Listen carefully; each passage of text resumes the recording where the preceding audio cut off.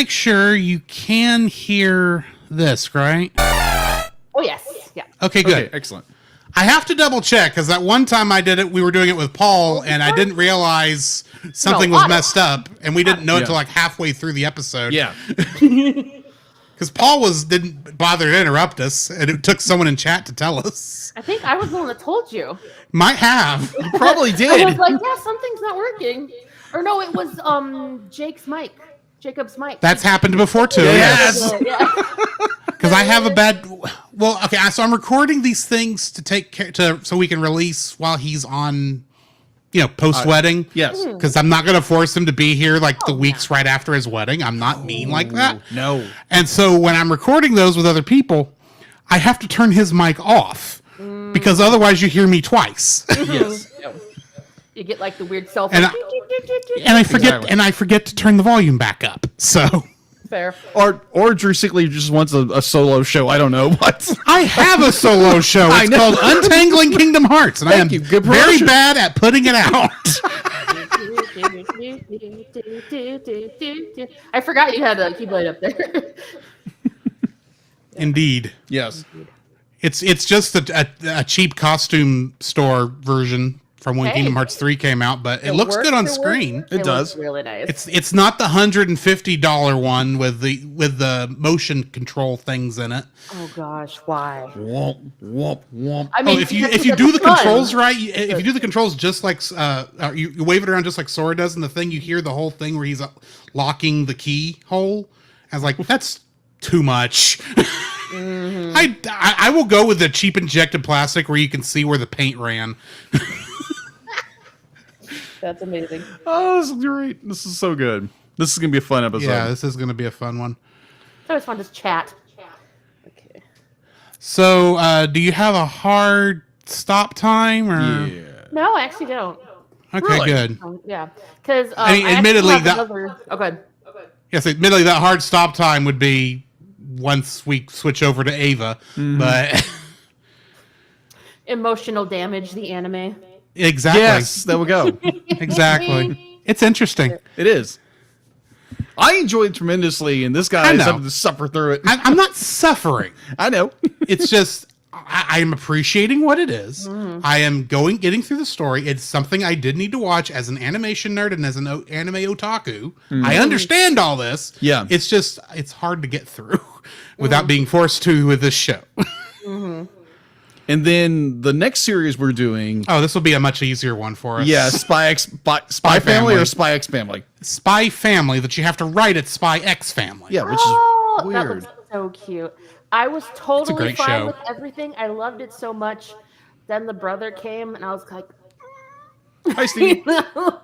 he's got some. That was actually one of my first favorite episodes when the brother shows up because it's like, okay, now the drama's here. True, he is the drama very much. So. Yeah, don't spoil anything for Jacob here. He's not watched he's only watched the first 2 episodes. Yes. Got it. We have people. Yes, we do. Hey, Stevie. So, yeah. Got it. So, I guess I should say, now that I think we're on, everything's running now. Yes. Hi, guys. This is Drew. This is Jacob. And we have a guest with us this evening. Ta-da! Stephanie. Hello. Or do you prefer Steph? Stephanie, they both work. Okay. Okay. Art staff is my handle. Usually, that's what you guys see me as down there. Yes. That's usually how I refer to you on different things, even when I was doing game streaming. But that was a while ago. I probably should do that again, but anyway. Those are fun to watch. Those are entertaining. But yeah, we are going to be reviewing Labyrinth tonight, and Steph was not our first guest, unfortunately, because our initial pick, who had claimed this over a year ago, unfortunately, last minute, he was unable to make it because of some tragedy in his family. Yes, which is understandable. And visitation was tonight, so Yes. it just wasn't going to work. No. So that's why we had to punt, if you'll pardon that phrase. Right before the Super Bowl. Yeah. Didn't even think of that. Hey, good. Bravo. Bravo. So yeah, we'll be getting started here soon. Once I'm sure we're all ready to go. Yeah. I'm just curious, Steph. What is your background? Be like, that looks really cool. What is that? Oh, It looks like Studio Ghibli. yeah. So Okay. I work online with kids, and a lot of times I'll try and find like geeky or anime related backgrounds, Zoom backgrounds. And that's I cool. literally just looked for, I think, anime rain, and this is what it came up with. Okay. It's an Adobe stock photo. So Okay. It looks good. pretty. Yeah. It is very pretty. It does look though like something Studio Ghibli would have done. does. It does. I like it. Or I like it a something lot. like Or, Makoto Shinkai. Makoto Shinkai. Shinkai. Yeah, his Is that stuff. the one who did like Suzume? Suzume, Yeah, Suzume. and Your Name and And Weathering with You and all that. Yeah. Yes, very much so. Hi, Tim. Hey Tim, how's it going? Trying to think of a third dislike, and I'm having a hard time finding one. It's so funny. If we accept nitpicks, we have had to we resort we to are? nitpicks a lot. A lot. Yeah. I have a small nitpick for 3 then. Okay. That's fair. That is totally fine. It could be something like, oh my gosh, we don't agree with you, but okay. that's what makes this show very. Please, how many times have I said something that you thought I was nuts? Oh yeah, I because of? agree. And then you make a really good valid argument. It's okay. I see your point. then I still think you're wrong. But then I go and say, "This is still a nitpick." yes, It admittedly does not matter. yes. I had to. But it matters to me. Yep. Yeah. So, Hi, Ashley.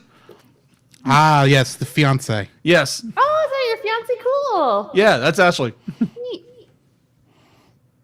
I was gonna say I know I'm friends with you on Facebook, but I'm not friends with her, so I didn't see the connection. Yeah. No. Yeah, we got married. Married? We're not married. Wait a minute. Oh, As the best man, how did I miss the wedding? well, you see, no. But like, we got engaged in September, and we're getting married in June. So yes, awesome. I am not trying to confuse anything, Ashley. I swear. This is going along with your vacation in San Antonio in Yes. a couple months. Yes. I'm sorry. The running. Oh my gosh. The inside jokes are running amok already Oh tonight. my gosh. Cool. Now I got the a most big and fun, rich though? song, and it's making more and more sense now. I don't want to know. It's big and rich. They're awesome. I don't know the reference. I don't get it. I'm sorry. I'm They not quit able making to- country music after 2005. That's as far as I'm going with that. Okay, fine. And I'm not talking about that band. I'm talking about the entire industry. Oh, okay. It became And I- country rock, pretty much, right? Like, Country yeah, pop fusion. it's more pop. It's kind of pop now? rapish. really? Okay. Well, Kind it's, of. It's, Oh, yeah, but like kinda like country is mumble It's kind more of spoken word, yeah. in but some country. ways. and it's quite frankly, if it's the song I'm thinking you're talking about, it's a disgusting song. Okay. Dum. Yeah, it's their biggest hit. Yeah, and that song is disgusting. It's like Rex Harrison in My Fair Lady. You have to talk on pitch. Like it's like a, one of those. Right. I'm sorry, I'm a music nerd. Oh, no worries. Oh no, Roy's here today. Labyrinth is animated as puppetry is a form of animation. Okay, see, I never got that take, so I appreciate that. That is actually our rule. That is our role. And I will admit, part of the reason it is our rule is because I wanted to do Muppets. And eventually he wants to do Godzilla. I am going to make you watch Godzilla. That's amazing. Minus Prince one, Roy, anyway. says you. Paul Roy is hanging out on YouTube. Paul. I'm trying to talk to Paul here. Paul, I'm trying to say that Roy is over on the YouTube side. Yeah, exactly. Where's Roy? Because I unfortunately don't have any of the fancy stuff that transcribes chats between services. 'Cause I don't think anyone else a does little either. echo from Steph. That might be on my end, but it should be fine in the final cut. Yeah. Yeah, she sounds I fine on can our hear end. me. Yeah, unless fine. That was Paul on unless Twitch. Seth is hearing an echo, I think we'll be fine. Yeah. So Hello. Echo. yes, Roy, Paul is over on Twitch. Yeah. Jacob want a cracker. Ricola. Sorry. Oh, this is gonna be a good show. This is gonna be an Yeah, this excellent is gonna show. be a good This show. is so good. Thanks, Steph, for coming on. This is No gonna be awesome. problem. Thank you for having me. Okay, I have turned you down on our speaker a little bit, but other than that, Sorry. Yeah, When I'm 'cause it was- excited, it was- I project. we do too. Yes, we do. Not Roy. Yes, it is. Yes, it is Roy. Does anyone else hear Smash Bros announcer with Roy? Roy. That's what I hear every time. Did you follow any of Retro's last backlog golf thing that I was running?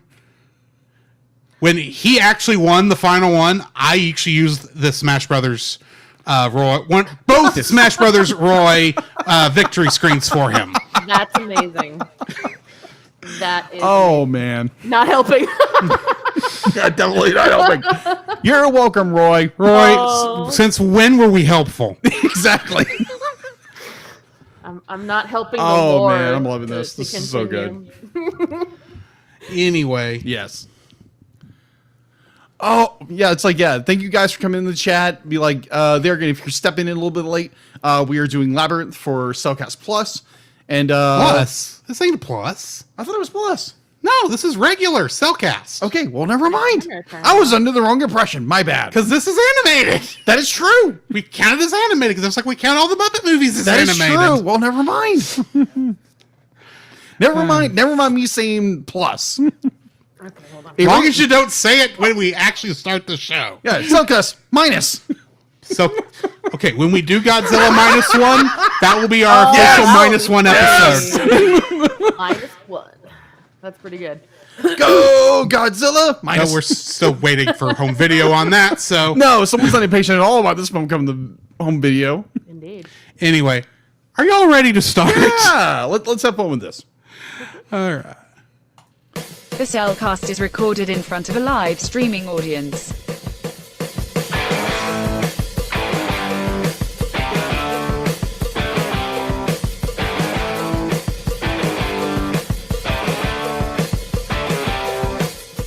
Hello and welcome to another edition. It's not edition. I'm not the only one who does it. I have been doing this start for 5 years. And this is the first time I've screwed it up. I'm not the only one the first time. Yes. Hello and welcome to the Cellcast, to another episode of the Cellcast podcast. There you go. Edition sounds more like a newspaper, but there's nothing wrong with that. Except it's not the words. Correct. Okay, try again. The Cellcast is recorded in front of a live streaming audience.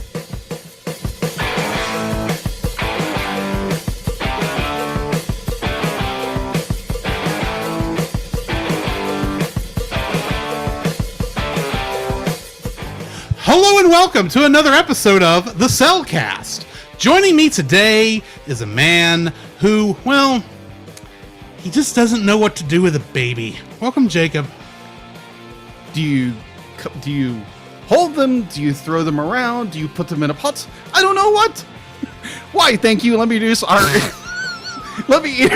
our co-host, a man who just had to relieve himself in a pool. Welcome, Drew. I have watched many a Jim Henson film over the years. I never, in any of them, ever expected to see a puppet relieving himself. Just saying. Yes. I'm just saying.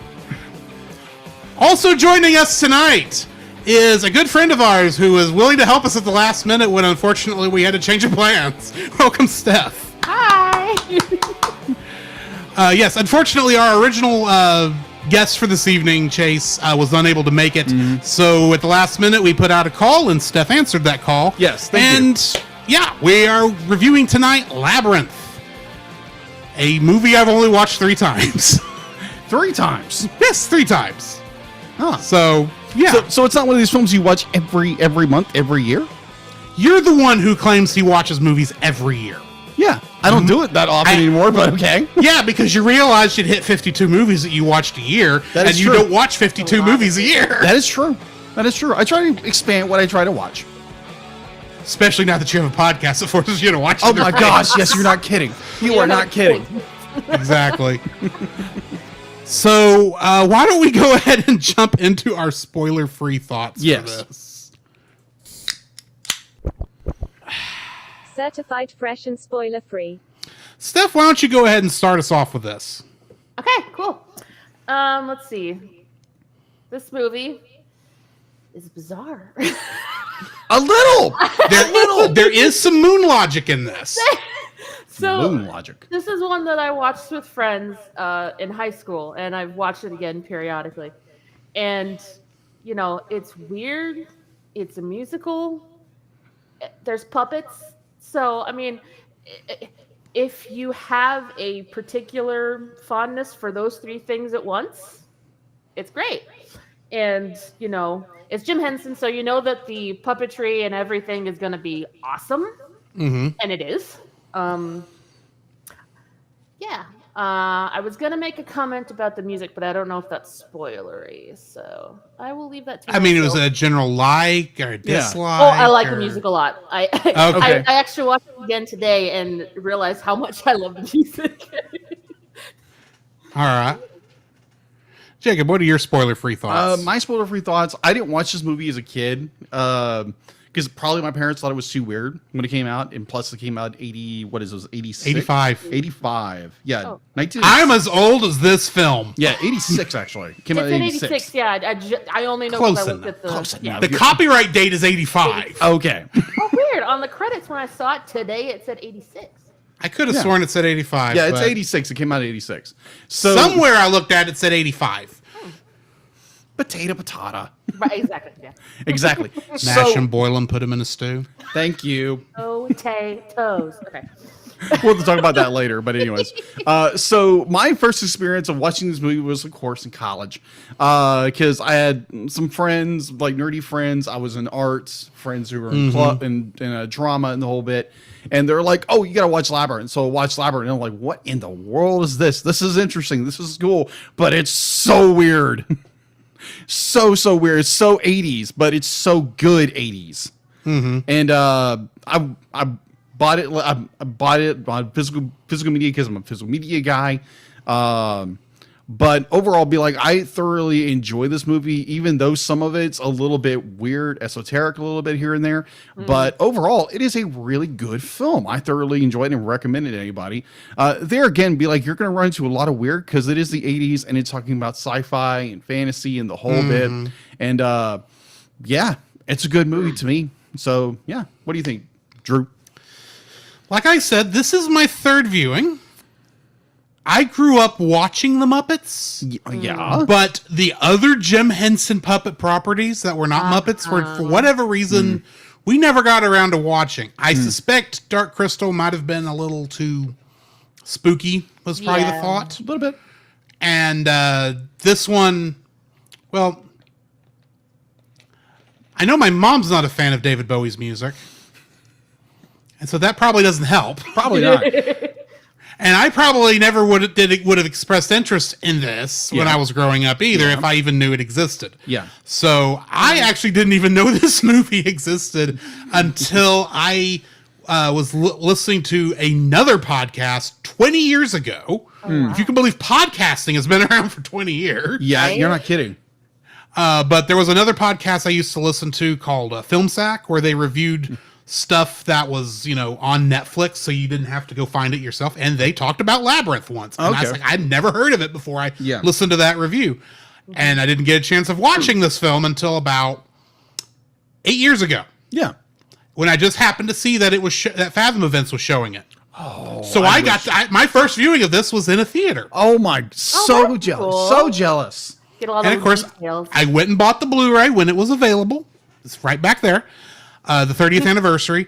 And of course, since I bought the film, I watched it again because it's kind of silly to buy a film and then not watch it.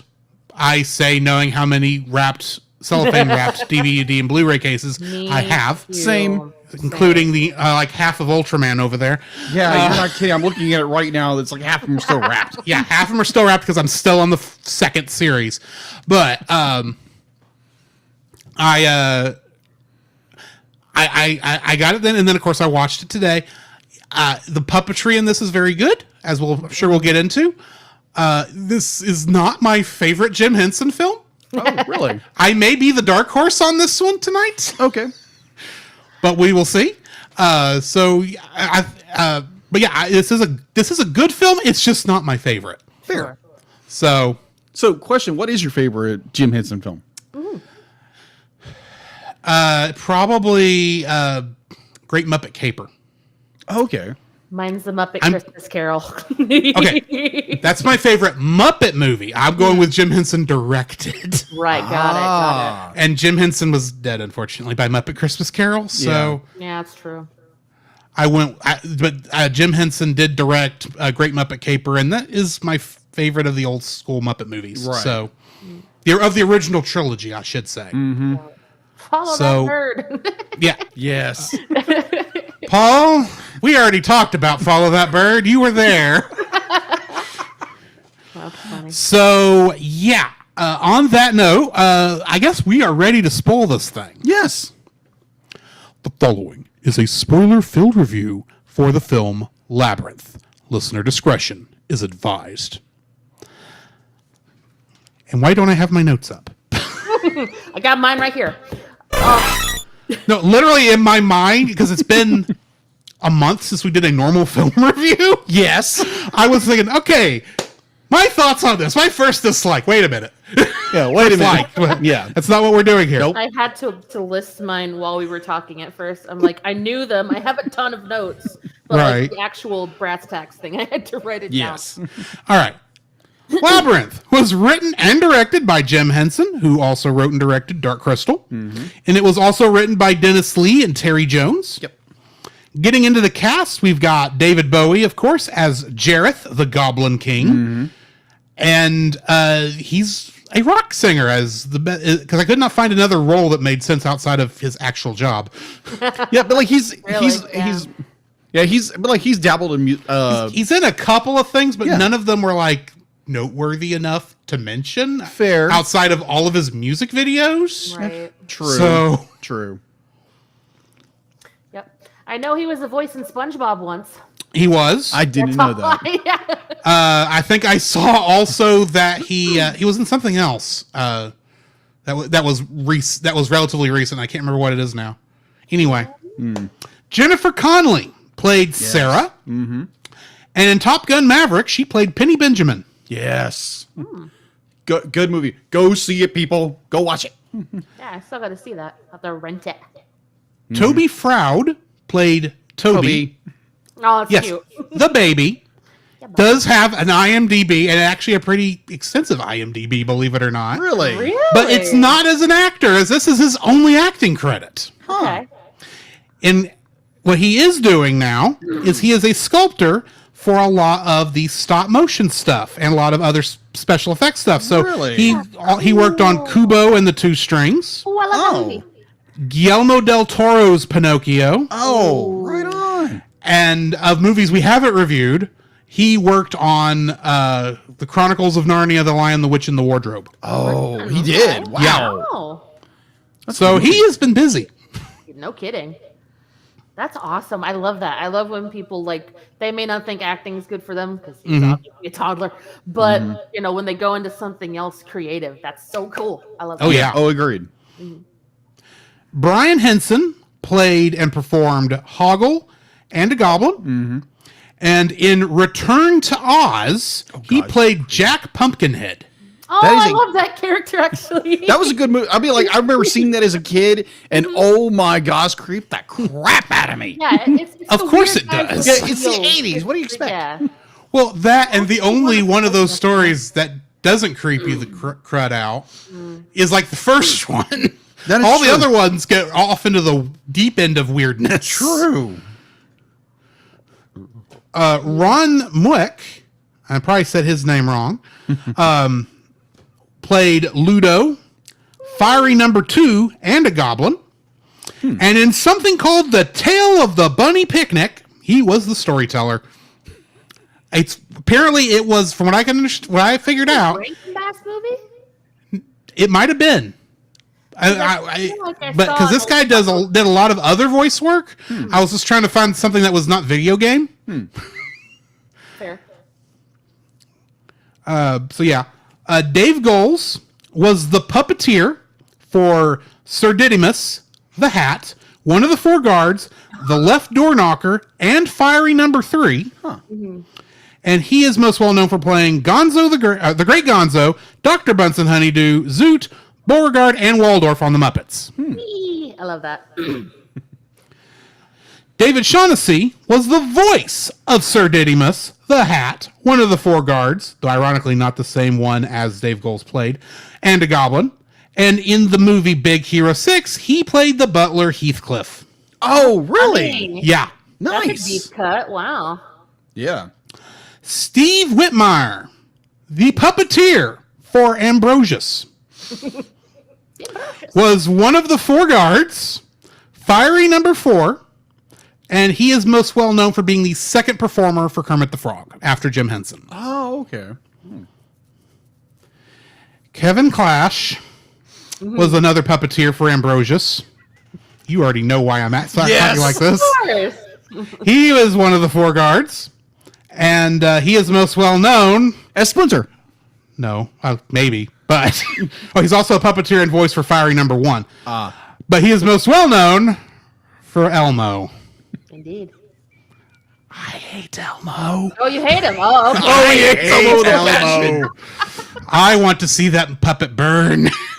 I mean, there's a GIF that does that where he's like this and it's on fire. So like, Yeah, I saw that. which I always interpreted that as "Welcome to Hades." yeah. Let it burn. Yeah. Let it burn. Let it burn. Da-da-da-da-da. Lastly, we have Percy Edwards, who was the voice of Ambrosius, and he was also the voice of Fizzgig in the Dark Crystal, a little furball. That's right. Oh, the one that goes. Ah! Yeah, him. That's amazing. So, Kingdom Hearts connections. Hadn't done this in a month. That is true. Guess how many?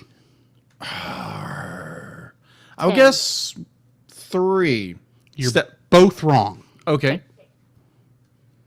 Down. Oh. 1. Yes, it's one. 1. Okay. A single solitary one. It was N. Rytel, who was the voice of one of the goblins here. And in Kingdom Hearts 3, he replaced the voice actor for Scrooge McDuck, who before was the one from the cartoon, Oh, yeah, because he passed away. because he had passed away. Right. So yeah, this is pre-David Tennant. Yes. Got it. I wonder if they have David Tennant do all the voices now. Probably not, but It's not that design of Scrooge Yeah. McDuck that David Tennant does. Ah, so you maybe never know, not. Martin. You never know. You never know. you never know. So yeah, that's what I've got for cast list. What do we got in info and stuff? All right, so info and stuff. That's a little bit, so we'll get through it a little fast. All right, so IMDb has a 7.3 out of 10. Rotten Tomatoes is 75%. Watch, you can't stream it anywhere, but you can rent it on... Actually, you can buy it to stream it now on Apple TV. Oh, that makes sense. That yeah, totally and I makes rented sense. it on Prime. Oh, yeah. So like literally like came out within the last 48 hours. Okay. Really? Like, Yeah. Really? Huh. you guys picked the best one, the best timing, so I can see it too. It's Yeah, there you amazing. go. There we go. That was entirely our point. Totally. So apparently now you can rent and buy on Apple TV. You can And rent- Amazon. And Amazon. You can rent both. On Apple TV, you can rent it for $3.99, and Amazon, you can rent it for $2.99. Production was from Henson Associates and Lucasfilm Inc., distributed by TriStar Pictures. Original release date was June 27th, 1986, and here in the United States and in the United Kingdom, December 2nd. It had a runtime of 101 minutes. Going into the box office, it had a budget of $25 million, estimated wise. Its opening weekend for America and Canada on June 29th was $3.5 million. Its its domestic gross here in America and Canada was 13.7. Not a good sign. Its international gross was a little bit more, $14.6 million. So the movie didn't do well in the theaters. Sad. Yes, because now it's become a cult classic and everybody loves That it. seems to be what always happens. Welcome to popular movies from the 80s. That is yeah, true. exactly. That is so true. Very true. All right, going into home video release. Labyrinth was first released on VHS, Betamax, and pan to scan Laserdisc in 1987. United States by Channel 5 distributed in the UK. New Line Home Video re-released the film on Laserdisc on widescreen through Image Entertainment in 1994. Sony Pictures Home Entertainment reissued the film on VHS for the first time in 1999 in the United States under a subsidy contract with Columbia's TriStar in the UK at the same time. With Inside the Labyrinth included in the special features, the film made its first DVD premiere in 1999 in the United States. Let's see, and since has been re-released on DVD in 2003, 2007, 2016. All DVD releases of the film include Inside the Labyrinth documentary as an extra. In 2003, the re-release was described as a collector's edition and featured a set of exclusive collector's cards that featured concepts from Brian Fuller. In 2007, it was released. 2000 was released, promoted as the anniversary edition, featured commentary from Brian Fuller and newly produced making of documentary Journey Through the Labyrinth. Kingdom of Characters and Journey Through the Labyrinth, the quest of the Goblin City. Let's see, the film was released for the first time on Blu-ray in 2009. Let's see, it had a bunch of features. This also included the 2007 extra features. The 30th anniversary was released in 2016 on DVD, Blu-ray, and 4K Blu-ray. Let's see. We had an Amazon exclusive version.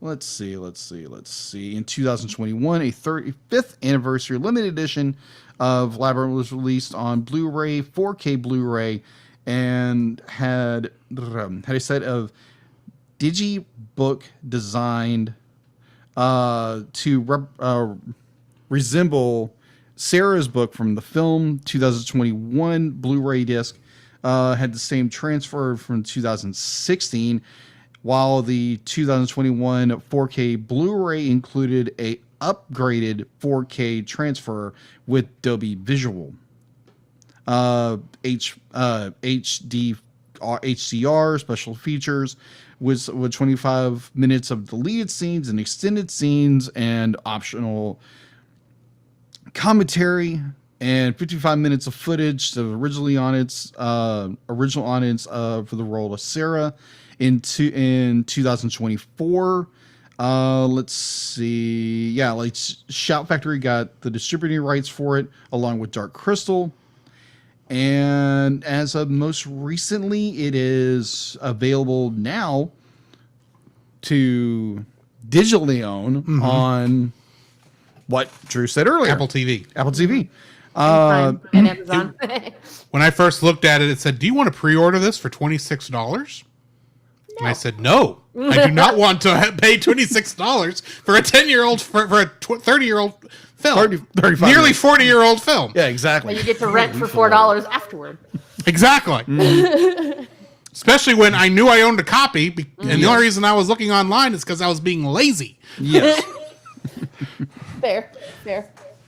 All right. So going into sequels, there actually was a plan for a sequel. And it never happened. It never happened. Okay. All right. So in 2016, Nicole Perlman announced that she was hired to write a script for the sequel of Labyrinth in 2017. I'm going to butcher this person's name, so I apologize. I'm just going to butcher, I apologize. Signed on director as well as co-written by Jay Bruce. Jay Bruce, that is Lisa Harris Henson, sorry, Jim Henson. Jim Henson's daughter was named as producer in 2008. The script was confirmed to be completed in 2020. However, the director announced that he was stepping away in 2020. Scott DeRichman, there again, probably going to butcher it, known for directing Doctor Strange, was announced as director. Maggie Lemons joined him as writer of the script of the film. The Jim Henson Company's Brian Henson was set to exclusively produce the film, but in 2021, let's see, the last we heard it was in 2021 when Jennifer Connelly revealed she had a conversation about being involved with the Labyrinth sequel, but was unsure about what was going to happen.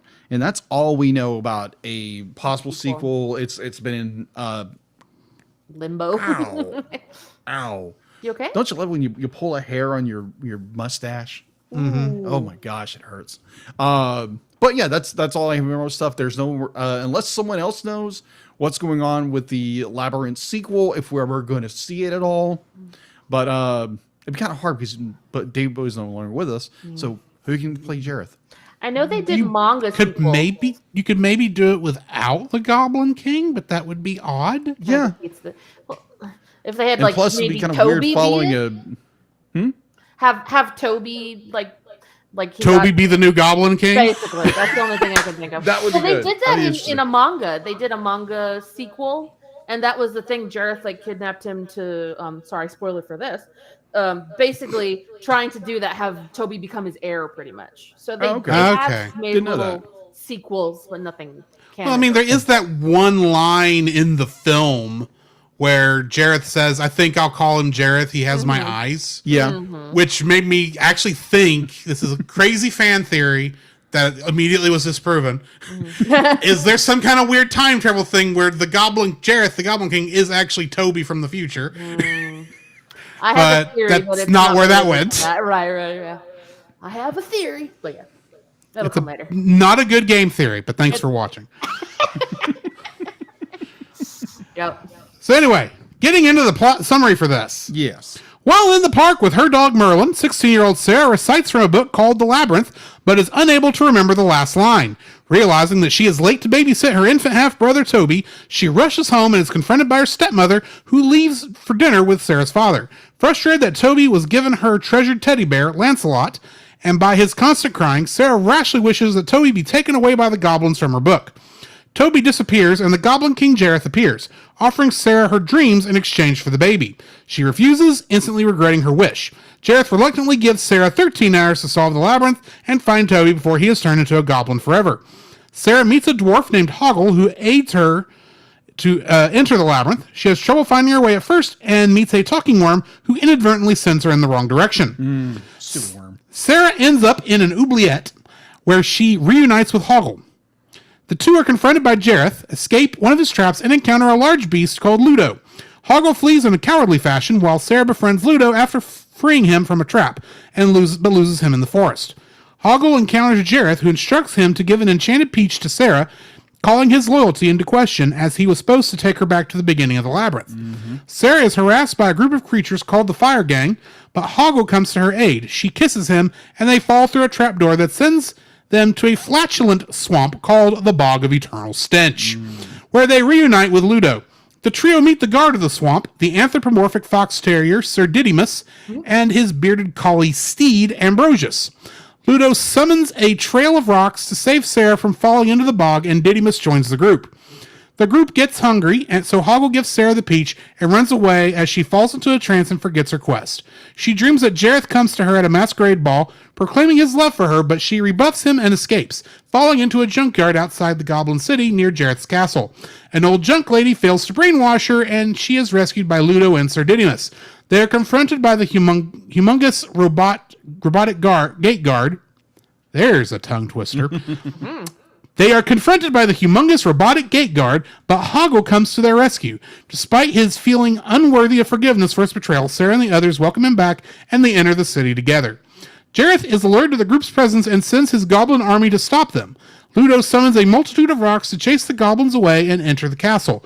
Sarah insists she must face Jareth alone and promises to call the others if needed. In a room modeled after M.C. Escher's Relativity, she confronts Jared while trying to retrieve Toby. She recites the lines from the book that mirror her adventure to that point, but still cannot remember the last line. Jareth offers Sarah her dreams again, but she remembers the final line, "You have no power over me." Defeated at the last second, Jareth returns Sarah and Toby home, turns into a barn owl, and flies away. Realizing how important Toby is to her, Sarah gives him Lancelot and returns to her room as her father and stepmother return home. She sees her friends in the mirror and admits that even though she has grown up, she still needs them in her life, whereupon the Labyrinth characters appear in a room for a raucous reunion party, hugging each other in joy. Jareth, in his barn owl form, watches their celebration from outside and then flies off into the moonlight. That's a heck of a mouthful. Indeed. A little bit. Getting into the trivia for this. The owl, well, let's face it, Jareth, in the opening title sequence, is computer generated, and it's the first attempt at photorealistic CGI animal character in a feature film. Oh. Yeah, definitely the first attempt. First real attempt. I mean, It looks good. It Do does look not good. get me wrong, Yeah. but boy, can you tell. yeah, you can. Hasn't But it looks aged pretty well, but good. it's a good attempt. I mean, yeah. it's got double-digit polygons, but It that's about the does best. But it's a look low poly- double digits. Yes. But it looks nice, like, It does look good. it looks- Yes. and the little mirror effects and everything. Agreed. The various things that Jareth does with the crystal balls, rolling them around in his arms and his hands and so forth, are not camera tricks or any other kind of special effect. They're actually done by choreographer Michael Motion, who is an accomplished juggler. Motion was actually crouched behind David Bowie with his arms replacing Bowie's. Unlike typical Muppet performers, he had no video screen to view his performance, so his manipulations were all performed completely blind. Oh my god! You would think, this being a Muppet performance, they would at least give him the same tools they give the Muppet performers. Well, Nope. especially like, Like when you're you're sitting. you're juggling balls. You can't have a camera. Like You the can't have thing a where- monitor. The thing where he sits, like, kind of on a ledge, so that means that guy had to be crouched down by his butt and go while he was Exactly. doing that. Oh my There's gosh. there are some positions that I'm fairly certain those Muppet performers had to be in that are just as bad. Yeah. And they all got televisions to see what they were doing. Yes. That's true. That's a good. That's So, a good point. That's fair. That's all I'm saying. All he got was David Bowie's backside. It's like, Mm-hmm. how do you do this? His head Pray in his David Bowie shirt doesn't while he's fart on doing you. it. Dutch oven goes right up the. Oh my gosh. Oh, dude.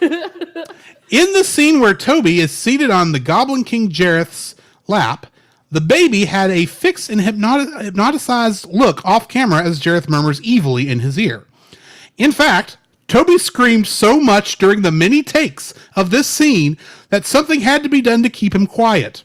Fortunately, a crew member had a glove puppet of a British character called Sooty, and for the duration of Jareth's speech, David Bowie had the Sooty puppet on his hand out of shot, gently wiggling to distract Toby.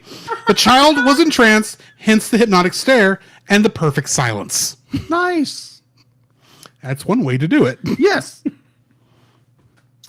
Fair. The sources of the characters can be seen in Sarah's bedroom at the beginning of the movie.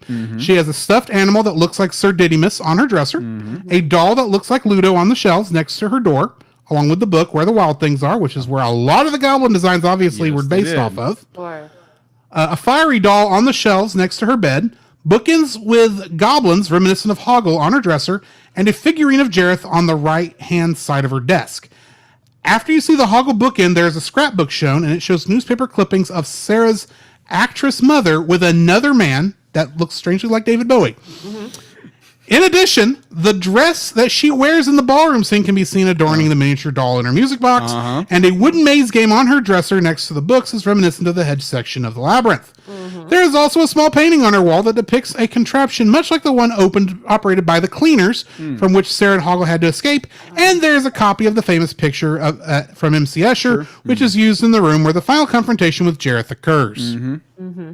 Like this all my could be in theory. her imagination. It might, that explains the moon logic. Yes, it does. Moon launch. There were over 100 pairs of latex hands made for the helping hand scene. Oh, that Oh, how scene. funny. And lastly, Sarah's dog Merlin also appears as Sir Diddy Mrs. Steed Ambrosius. Yes. I love that. This is a subtle joke, because Ambrosius was the wizard Merlin's other name. oh, Really? Yeah. Wow. Okay. Oh, I like that. And that's all I've got for trivia. Uh, So, Moment. Stephanie, what's your first like for this film? Okay. I have to say the puppet design and the overall puppet acting. Oh, it's so good. I love it. Because, like, when you were talking about the different projects that Jim Henson has done in the past, he kind of tended to go more avant-garde from stuff that I've seen. And that plays a lot more into his style. Like, the hands, the two-headed doors, and the fact that, like, almost all of them could be made into physical jokes or puns. It's just the best thing. The knocker who doesn't like his knocker in his mouth. And, you know, I love the little worm. He's the cutest thing. He's so small. But it's such a cute little design. It's simple, you know, just a little worm with a little scarf. It's just really cute. But I've always loved the way that they act, because it's basically acting whenever they have the people in the costumes, in the puppetry and everything. So it's amazingly good. And the fact that they look like monsters, like, you know, you have two ends of the spectrum, Dark Crystal, super, super gritty, a little scary, you know, and then Muppets, which are very indefined. And I feel like these guys are kind of Cartoony. yes. Yeah. So I love it. Jacob, what's your first like for this film? My first like of this film would be the overarching story of growing up. Growing up, you have Sarah, who is 16. Conley was actually 14 when she played this role. Oh my gosh. Yeah. I mean, like she brings her A game at 14 years old. That's Jim knees. Oh, But you have this young girl who is stuck in her own fantasy. She wants to be a child forever. And it's a great story. It's a great almost morality story of growing up. And you have this girl who wants to live in her fantasy and not, you know, kind of deal with reality in a way.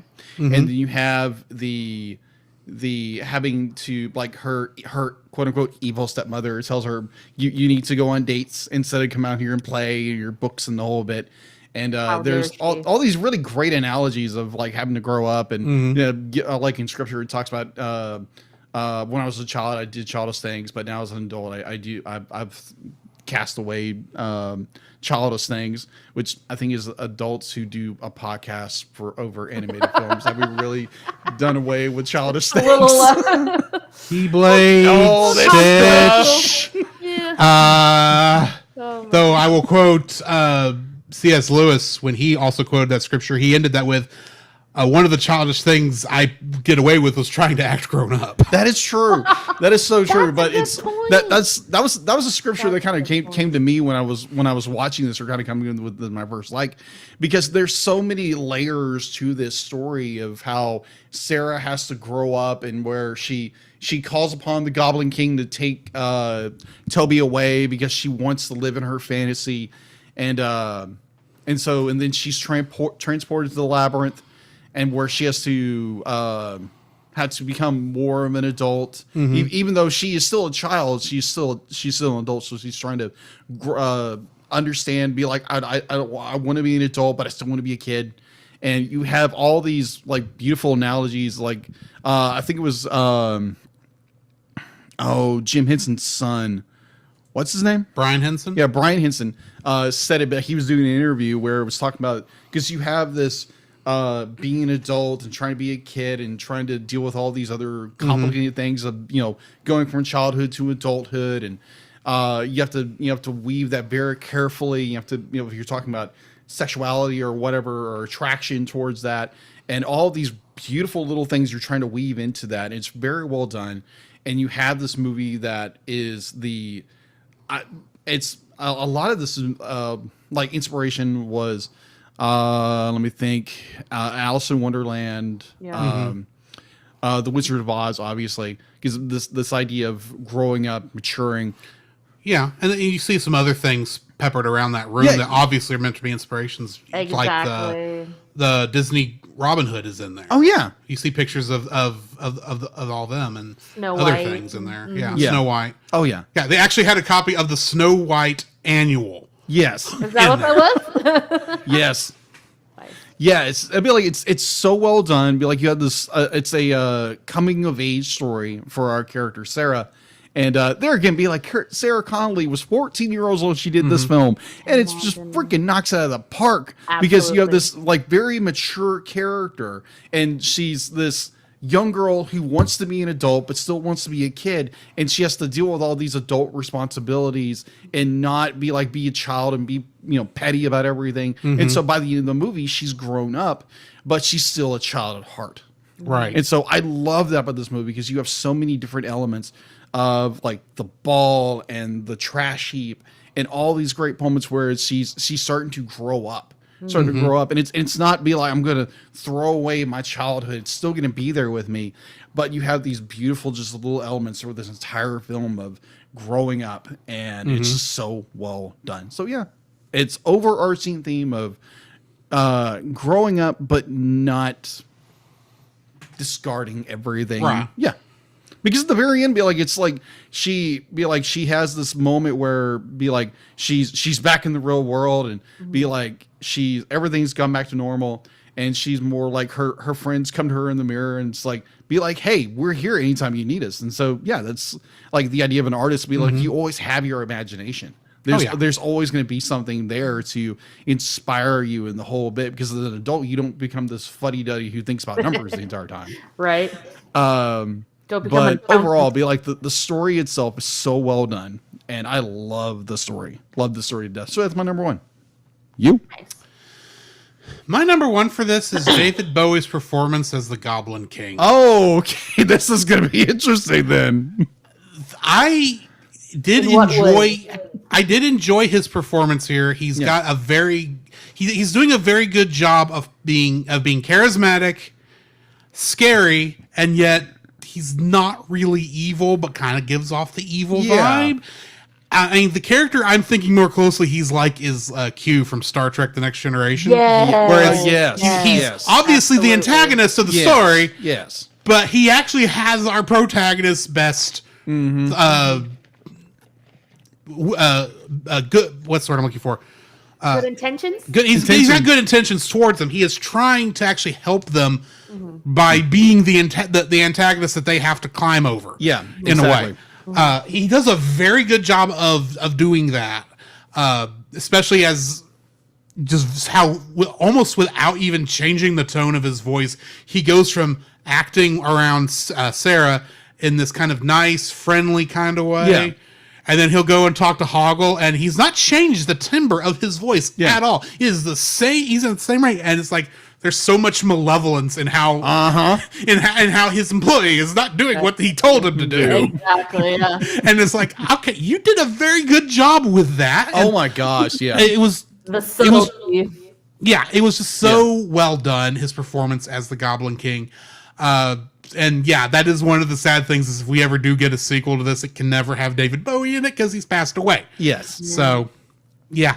So David Bowie's performance as the Goblin King is my first like for this. So one of the things I'd be like after discovering this film and learning more about it, I think the interviews be like, you have Jennifer Connelly would talk about Labyrinth and she'd talk about David Bowie and how generous and caring he was. The fact to be like she was just a young actress and be like, and she literally knew nothing of and he was so gracious with her and so just so loving like a parent would. And so you have the story about, and I'm thinking like an early part of the script where it was in the ballroom where you would have Jareth and Sarah kiss, but David Bowie said no, be like, this is completely unprofessional to have an actor like me who's 33 at the time, and you have Jennifer Connelly as 14-year-old. He was like, no, I'm absolutely not going to do that. Yeah. And so Connelly always gave him high praise every time he ever talked about it, or anytime she would talk about Bowie. It's he was so professional, he was so loving and kind and caring, and he just treated her like an actor and didn't treat her like anything else. And it was just so those kind of stories is really wonderful to hear. Yeah. Steph, what's your second like for this? All right, number 2. I love the songs. They're so good. I love all the songs. As we were joking before, there are some bangers in there. I had to. But I'm not the oldest one on this call, but I feel it right now. I'm going back to the conversations we had beforehand. I'm too old to say it too. So you can tell why I said it so articulately. Yes. Yes. I can't say it in a non-ironic fashion. It just doesn't work. So, I love I love the beginning song of the 80s kind of themes that go throughout, but the random numbers that happen, they're just fun. They're just really fun. I love the Fire Gang one. That's a fun song. Yeah, agreed. Catchy, and I don't know why, but the song at the beginning has been stuck in my head ever since I watched it a couple hours ago. The "It's Only Forever," that one, stuck in my head nonstop. But yeah, and I just like the songs and sound design throughout. It was really fun. Agreed. Jacob? All right, so as I pull up my handy dandy pad because it went to sleep on me. I have a physical one. It's in my sketchbook. Oh, you see me just reach over here every once in a while and go. Come back on. So I'm reminded of a Metallica song that came out in the early 90s, or earlier 90s. Master of Puppets. The puppetry of this movie is fantastic because they're gonna be like, it's Jim Henson. Yeah. One of my favorite Henson creations movie of all time is Teenage Mutant Ninja Turtles the movie, because that's my favorite Turtles film of all time, and the Henson it was one of Henson's last projects, but I digress. Because you look at the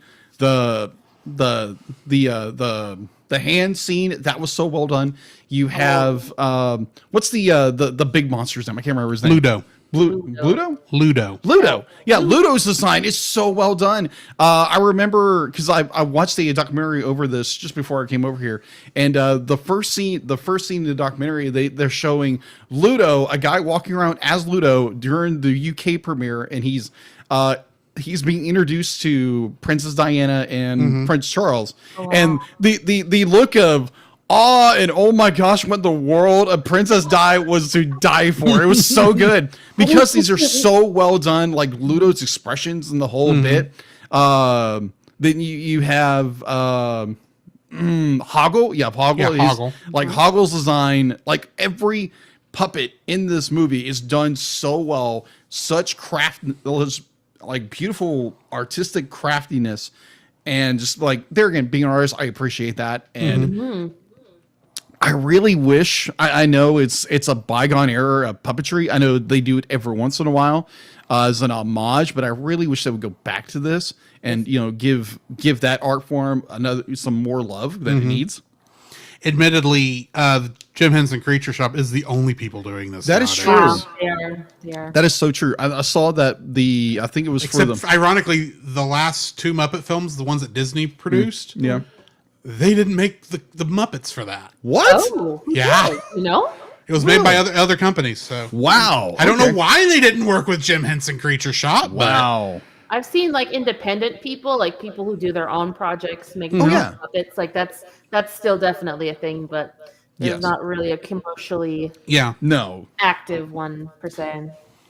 Because if we get right down to it, and I hate to say this, but CG characters are cheaper They are. to produce. They are. And you can come back and tweak the performance as much as you want until the thing comes out. Granted, there is a certain magic of puppets that just works better, to be honest. Yeah. Because if Now, you granted, I do prefer. I do think that like, when they did the prequels for Star Wars, the Yoda CG was done very well, and I don't think you could have done half that stuff with a puppet. that's true. Yeah, it's true. Yeah. But I still miss the puppet. That is true. Because it wouldn't be that much longer until you would have the two worlds of CG and puppetry have to collide with each other with one of the greatest films of all time, Jurassic Park. True. Because that film was initially supposed to be puppetry and stop motion and the whole Right, bit. but the animatronics were not working well with that, except for on the big shots. Yeah, with the big Rex and the whole bit. Gotcha. Yeah. Yeah, Yeah. So be like you had, because then CGI took over, and obviously you've had throughout the years like puppetry has been used periodically, but it is sadly a dying art. Sadly a dying art, and Henson Studios is the only one Right. doing it. well, much like stop motion has been a dying art, but it's Yeah. coming back. Yeah, at least oh, yeah. thanks to my Aardman, yeah, gosh. Aardman's been doing stuff. Aardman, Aardman. Laika, and Guillermo del Toro Laika. Studio. Yeah.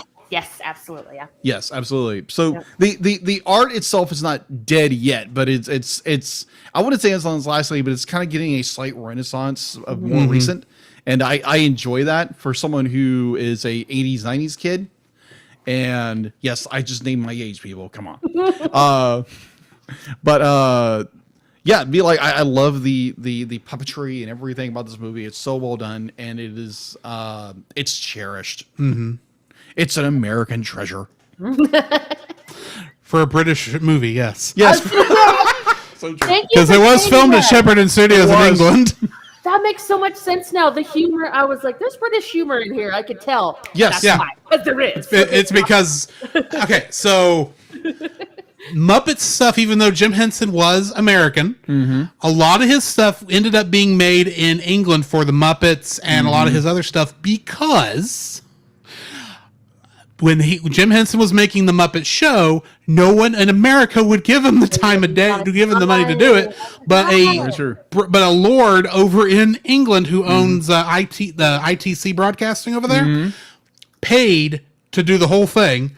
And then CBS Studios is the one who actually put it out, Muppet Show out over here. Yeah. And did fund it, but it always went in their slot opposite of the news. Yeah. Because then the news at that time only took a half hour. Yeah. Oh, yeah, gosh. But you had to leave out a whole hour block for some reason. Because of local programming. There was an FCC rule you had to have local programming, and for some reason that counted. Got it. Interesting. Anyway, so when they went to started making the Muppet movies, Lord Lou Gray, that's his name. Okay. He produced like the first 3 Muppet movies, plus Dark Crystal. In fact, Dark Crystal and Great Muppet Caper were being made at the same time, and the only reason Lord Lou Gray financed Dark Crystal is because Jim Henson agreed to also make Great Muppet Caper because he wanted a sequel, and that connection is why all this stuff was. They were already working in England; they already had connections over there. Plus, Lucasfilm already working over there, and they're working with George Lucas and all them. Yeah. So. In this film, so Last time, I didn't realize George Lucas was part of it too. That's neat. Oh yeah. yeah, I had no. Yeah, he was idea. exclusive producer.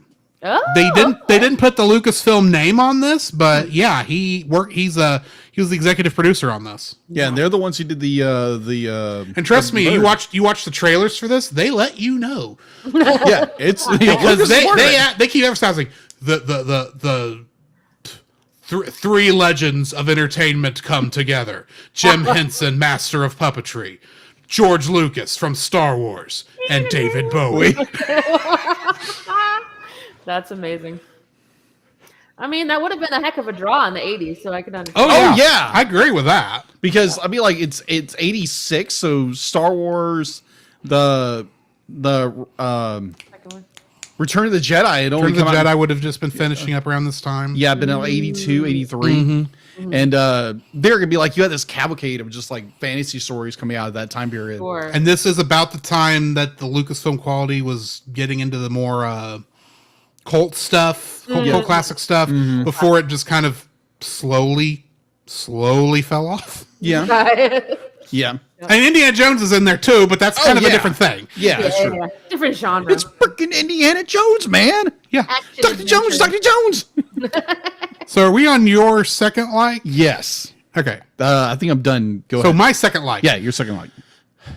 My second like for this is like y'all were saying, the puppets. All the puppetry in here is so well done.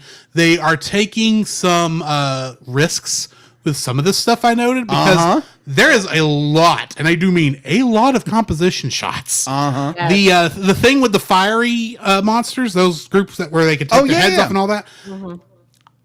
I saw Henson do something with that similar on like the first couple episodes of the Muppet Show, where it's being animated basically behind a curtain. Actually, if you watch the Muppet movie, the scene there at the El Sleazo where Kermit and Fozzie are dancing on the stage, and it's full body shots. Yeah. That's the same technique that they used here, but here, instead of it just being in front of a curtain, they put it in front of a blue screen. So they could edit all that out. It was like, okay, that is actually a brilliant move, and it mostly works.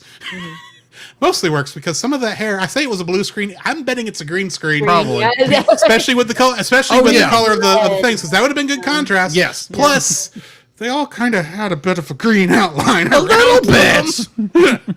Just a little bit of one.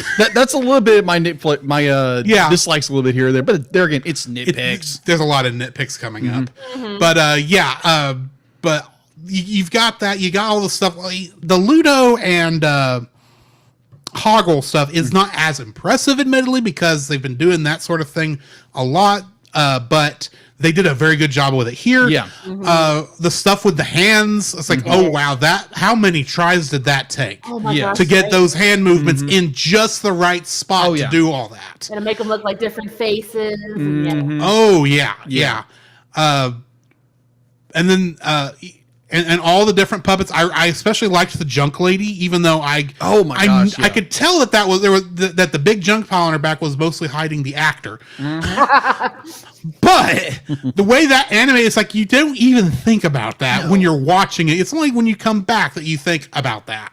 So and of course all the goblins throughout here. I especially love, and this is just kind of a cool weird minor thing, they don't give you the nice like with a lot of fantasy stuff where it starts in the real world and then goes into the fantasy world. You know, there's usually a slow integration from real world to fantasy.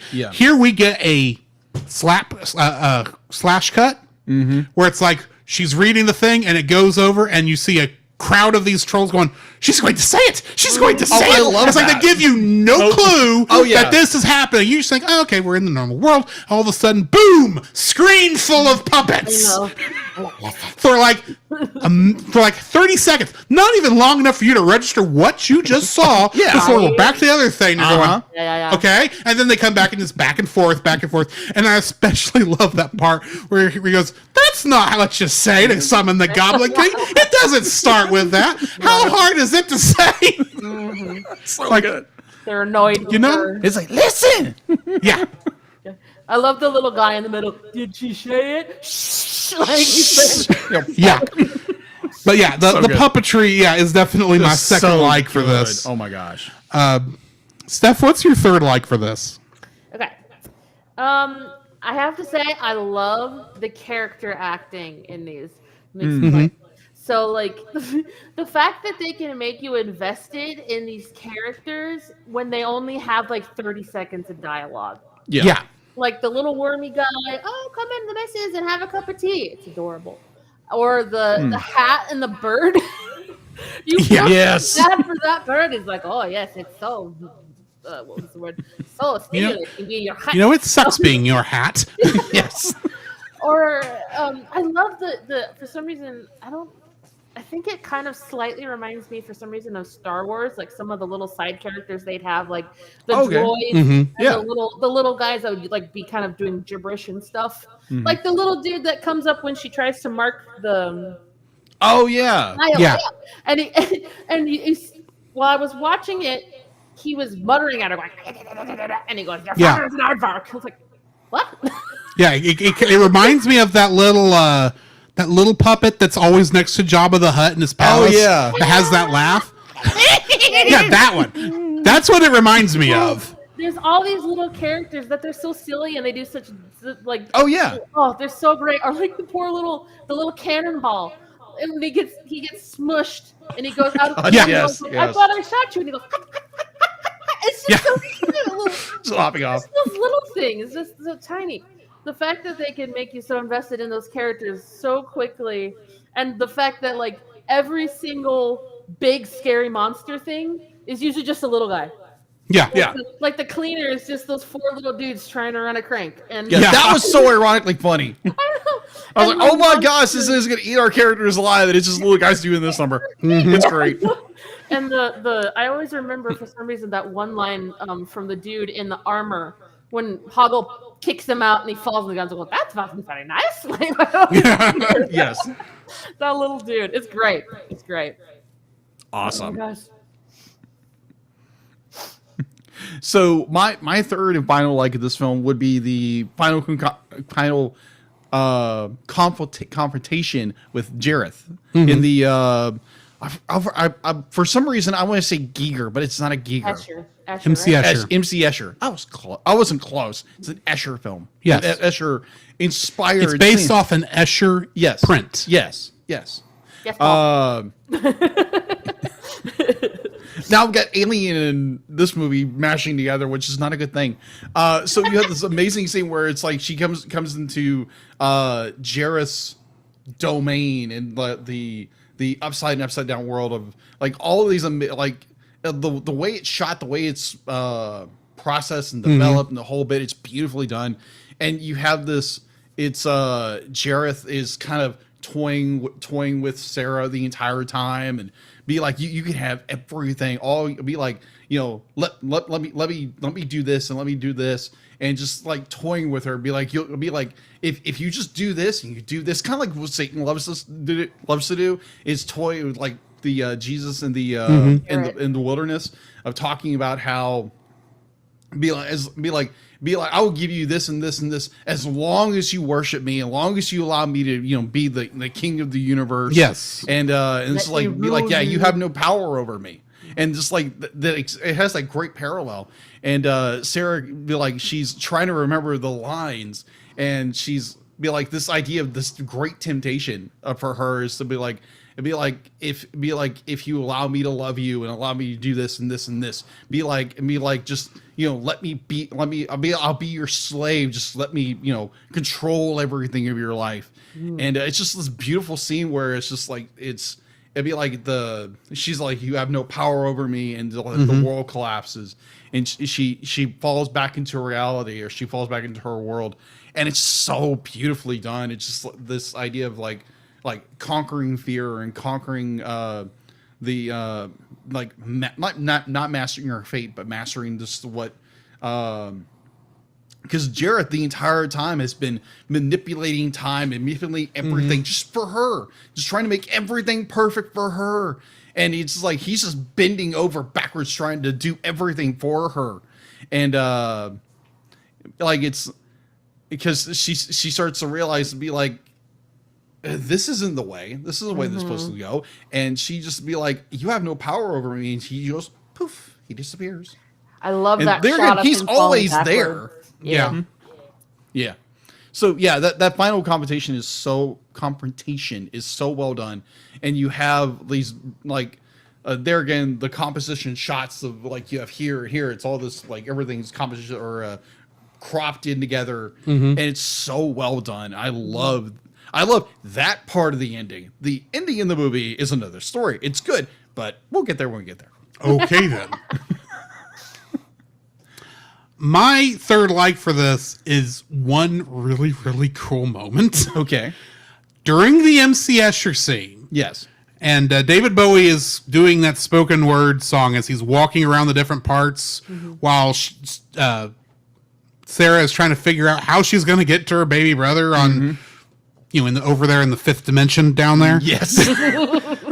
And he's doing all that walking around. There's that one spot, and this clip is also in every trailer, so they were very proud of it too. Oh yeah. But when he does that thing where looks like he's gonna he's walking underneath, And he just the comes thing, back over. and he goes to step out like he's gonna, just step off into thin air, and it rotates him around so he's back on the top side walking towards her. And I'm going, how did they do that Good question. in the 80s? In the 80s, yeah. I know that had to have been stop motion is the only way they could have done that where it looked that good. But still, the way it rotates, it looks like, sure, he freezes in places he's going around, but it is spot on. Cool. It's like, how did you do that? Tell me your secret, Jareth. How did you do the thing? Even if this was CG, I would be going, how did you do that? Yeah. You do it Because practically. that's a hard shot no matter It what is. you do. Agreed.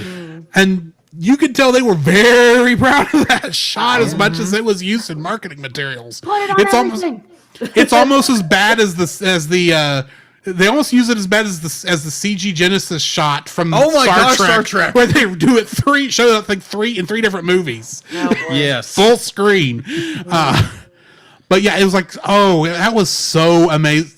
That whole sequence is amazing, and how they handle all those moves. So they had to film all of that right side up, and then stick it together on the thing where it looked like everything was right. And going, considering some of the editing mishaps that were earlier in the film, which I will get to in a minute, this is spot on, and it survived the transfers and everything to this point where it's still impressive to this day, where I'm still looking at it and going, how'd you do that?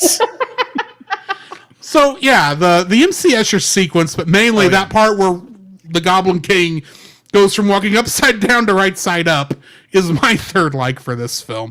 I guess you could say what I really like about this film is it still had the ability to surprise me 38 years later. Yeah. On the third viewing. On the third viewing. Yeah. So now, as much as we have gushed about this film, we do have to talk about things we don't like. Wow. Steph, why don't you start us off on this also? So, fortunately, the fact that what Jacob said actually helps me to not feel as bad about this, with the actual actors. But it's just Sarah, with how young she is, and how old Jareth is, and knowing, in the lore, he's probably 500 years old or something. If not older. If not older. And, yeah. I was assuming 5,000. and you have this dance sequence between a baby and a 30-year-old man. It was weird, but Just a little. just a little. But I think too, just seeing, I think maybe I'm biased, but because again, how young Sarah is, she seems a little spoiled at the beginning. She's A little? Spoiled? she basically puts, She's a daddy's girl. Just a little. she puts everything in the "woe is me" filter, basically. Yeah. Oh, yeah. And she's dressing up and she's like, how dare you, I say, a Swinging little herself on spoiled. the bed. At the beginning, she's running around in a peasant's princess costume in the middle of the park, and nobody's looking at her weird. Yeah. So they're used to it. Into a Renaissance fair, the kids exist, they want to be a princess. So, but yeah, course. that was just my main thing was Sarah's spoiled immaturity at the beginning, and then also the that coupled with Jareth's, like you said, 5,000-year-old man. Yeah. Yeah. So, a little problematic. Just a touch. Yeah. Yeah. Yeah. Going to that point, be like, I mean, it's not as bad as the Doctor from Doctor Who and all of his companions. Oh, that's true. that yeah. is true. Yeah. That is so 900, true. 1,000, and everyone. And falls Rose in is like 18, 28, Yeah. somewhere in there. love. I know it. It's weird. Yeah. But anyway, sorry. Yeah. Go ahead. I'm done for good. Yeah. Jacob. All right, so my first dislike of the film. Now, granted, this is a nitpick for this film because there again, it is the 80s, and there was no CG. That was CGI at the time, but it was very limited, Very limited. Like the owl in the beginning, very early CG. So you have all the you can see periodically because it's a movie full of puppets and marionettes and what have you, because you see strings every once in a while. And this is right before they really had the ability to start editing that out. Yeah. So I'd be like, it's a part of it. It kind of takes the illusion away because it'd be like, it's a puppet, but at the same time, you don't want to see strings. So it kind of breaks the illusion in some way. So it'd be like if you had if I was to watch this movie, like I was a young child and watched it, I would have saw those strings, but like, wait, they're puppets. They're not real creatures. So I think for me, be like as an adult, you see all these the creative side and the artistry and the craftsmanship of the film is done very well. If they were able to hide more of the strings or the scene that I always think of the fire creatures. Yeah. Yeah, I see that because you're using a blue screen or green screen. It's so very obviously they're using that for this scene. It kind of takes you out of the moment for the scene because you're at one scene be like it's Sarah, she walks in the scene, and the next thing be like it's a blue screen. Well, you walk out of it, what's it's back into a regular set. But what's even weirder is that you can tell she's standing in front of a different blue screen than the puppets are standing in front of. Because they're imposing, they're superimposing. They're not quite lined up correct. No, they're not. Yeah, she's kind of behind the fire a little bit, isn't it? When she's supposed to be like, she is a little bit. Field is a little off. Yeah. Yeah, but this was like early. They were doing compositing at this time, but this optically, but this one has just a weird effect to it because I think this is the first time they used that puppetry method with that. So, yeah, to quote Captain Kirk from a certain movie, be like, yeah, the great experiment. Pretty much. Yeah. Fair. I feel like a lot of it wasn't it? Oh yeah, a lot of it's Jim Henson loved to push the envelope. Oh yeah, when it came to puppetry, every single one of those films up till at least till his passing.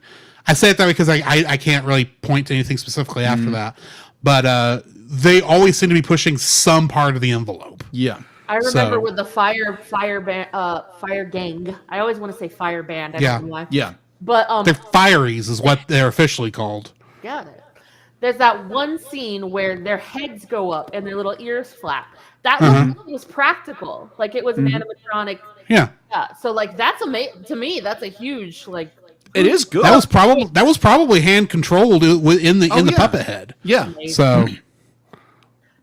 So yeah, there again, be like it is a nitpick beyond belief because they're gonna be like you're looking at it from a 21st century perspective to a 20th century film, and like it's done brilliantly. Like Drew said, like it's pushing the envelope, but you just see those little flaws within the film, but you still enjoy it. It's really more of a fact that the effect didn't really age that well. Yeah, that is true. Yeah. Like the owl.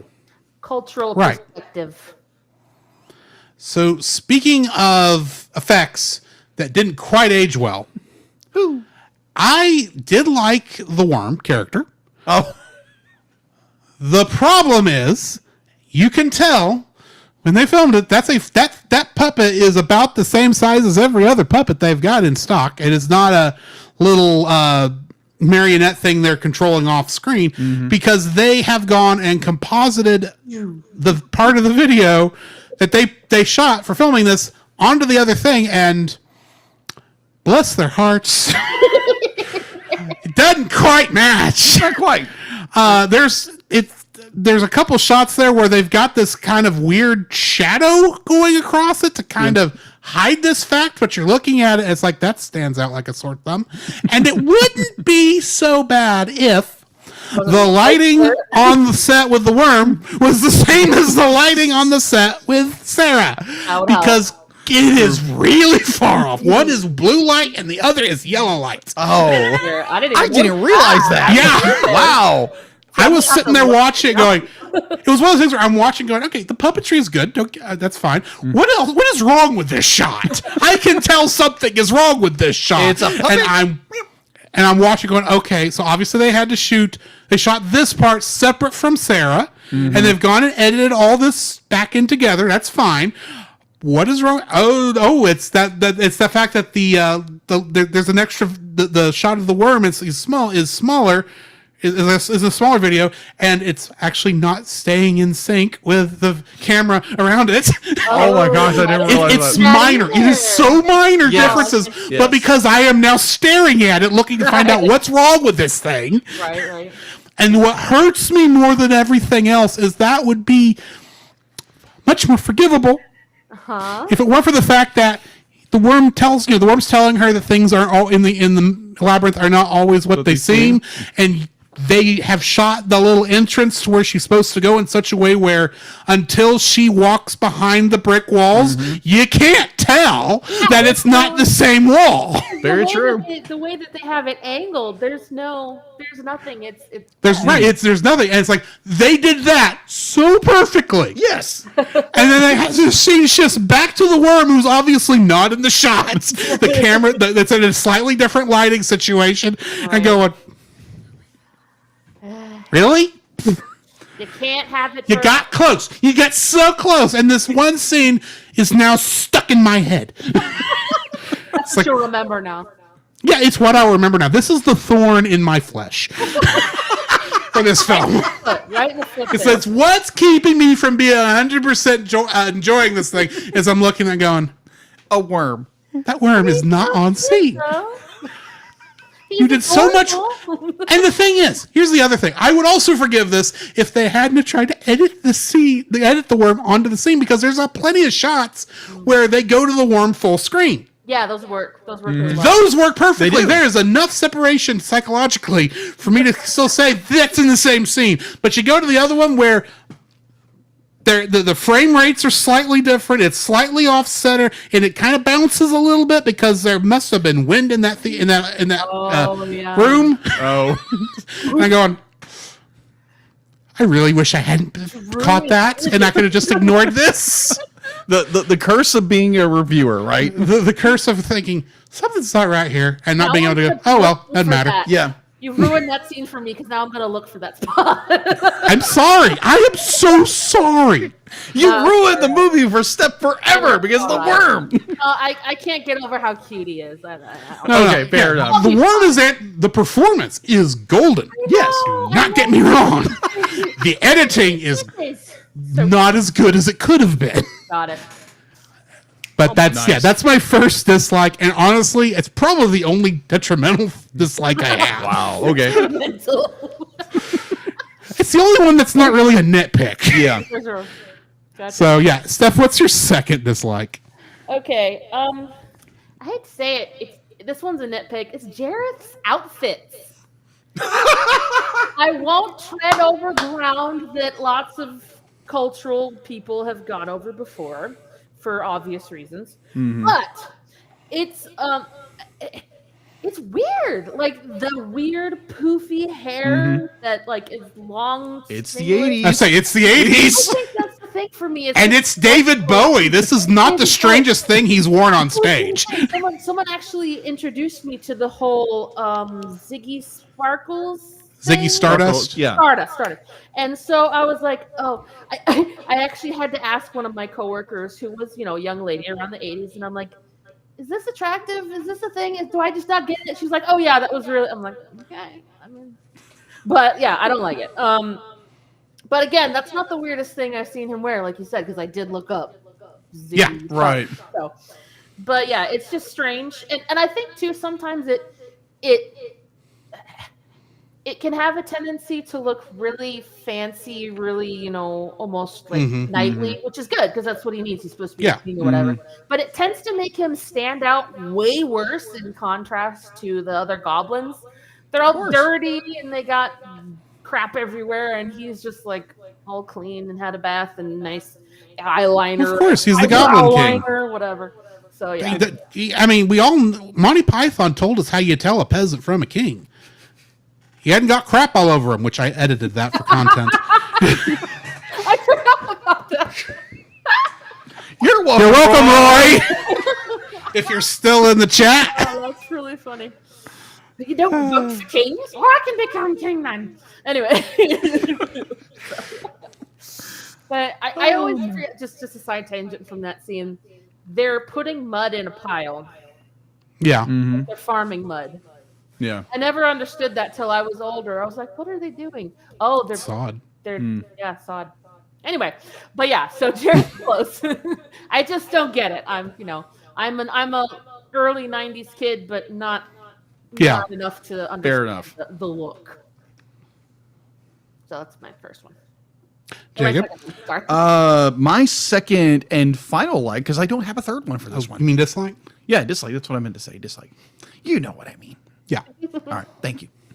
My second and final dislike for this film would be the ending, the very ending of this movie. Now, Grant, it is a very nitpick because if you're just taking it literal for what the movie is Sarah is overcome her need for her imagination, and she's grown up. She's becoming a grown woman, and then all of a sudden it's like, boom, everything's back, festive and blah, blah, blah, blah. And it's like, did she learn anything? She did. But if you look at it just from an outward perspective and not understanding the context of everything, it's like, this is the most funkiest ending in the world. Be like, she's conquered everything. She doesn't, like, she's growing into a young woman, and now she's partying with all her friends, the good and bad. And the movie ends like that with Jareth, the owl version of him, watching by. I'm like, did she learn nothing in this film? So this is not she did, but it's just like how, like, from a just like general perspective, it's like, wow, this movie ended weird.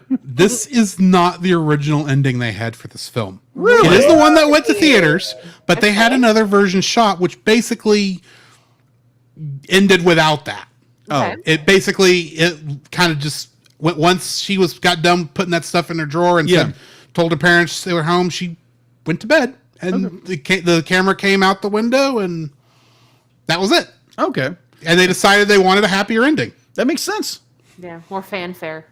Yeah, exactly. You want the movie into like a nice, light, party, fun. That makes sense. Plus, while this is about her growing up, it's not about abandoning childhood. Of course. It's about incorporating your childhood into your adulthood without going full childhood. Yeah, so, exactly. This is kind of them showing that. Yes, which agreed. is the only thing I have, only rebut to your dislike that I have. Agreed.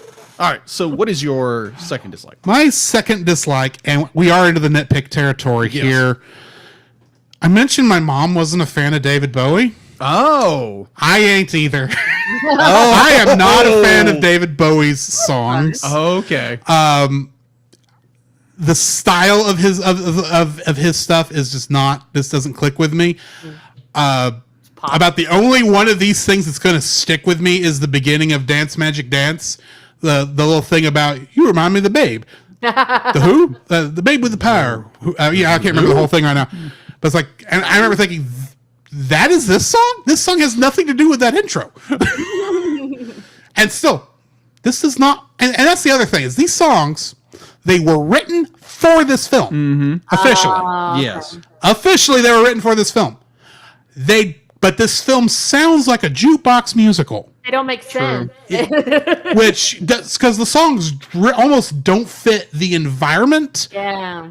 And yet they kind of worked in there. Sometimes they work, sometimes they don't. True. And going with the fact that I also am not a real big fan of a lot of these songs myself. Oh. And that is,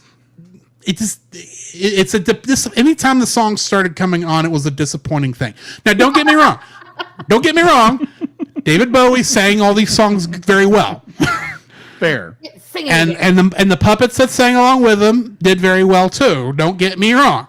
But in terms of composition and whether or not they were appropriate for the scenes they were in, I'm gonna have to say no. Yeah, it is like jukebox musically. I would agree. Yeah, True. And I'm not a fan of jukebox musical in general, but then at least most jukebox musicals try to make their stuff work with the scene, and this doesn't really do that either. Yeah. It's just, we got a new pair of characters come on, time for them to sing. Or David Bowie is bored up in his tower. It's song time. I mean, It's kind of what it feels like. Fair. But yeah, and of course I get it. You got David Bowie. Of course he's going to write songs for this. Mm-hmm. But could have tried to make something a little more appropriate, maybe. Granted, I guarantee I'm alone on this, or one of the very few. I am in the minority. But yeah, I'm not a fan of the music. Yeah. I can understand that. I can understand, I love it, but that's the thing. I'm the kind of person who I burst into song randomly, so I could understand being in the tower just randomly singing because you're bored. Well, I get that too. But for a story, for a musical, I kind of want the music to fit the story. Yeah, but it's not anyway. like Disney where they're literally singing the situation. It doesn't go that way. Yeah. Or like I think of Rapunzel from Tangle be like, it's like, oh, I'm bored, so I'm gonna paint something on the wall. Right, exactly. Well, I mean, what was that? What was it? We did a bad movie month movie where there was a musical, didn't we? Oh, Or am I getting something else confused? Oh my gosh, I don't remember. There was something that we did not like. Oh my god, that was a musical, and I'm not talking about Strange Magic. Okay, yeah. Even though that does the jukebox musical thing, I think better than this does. I was actually thinking of that too.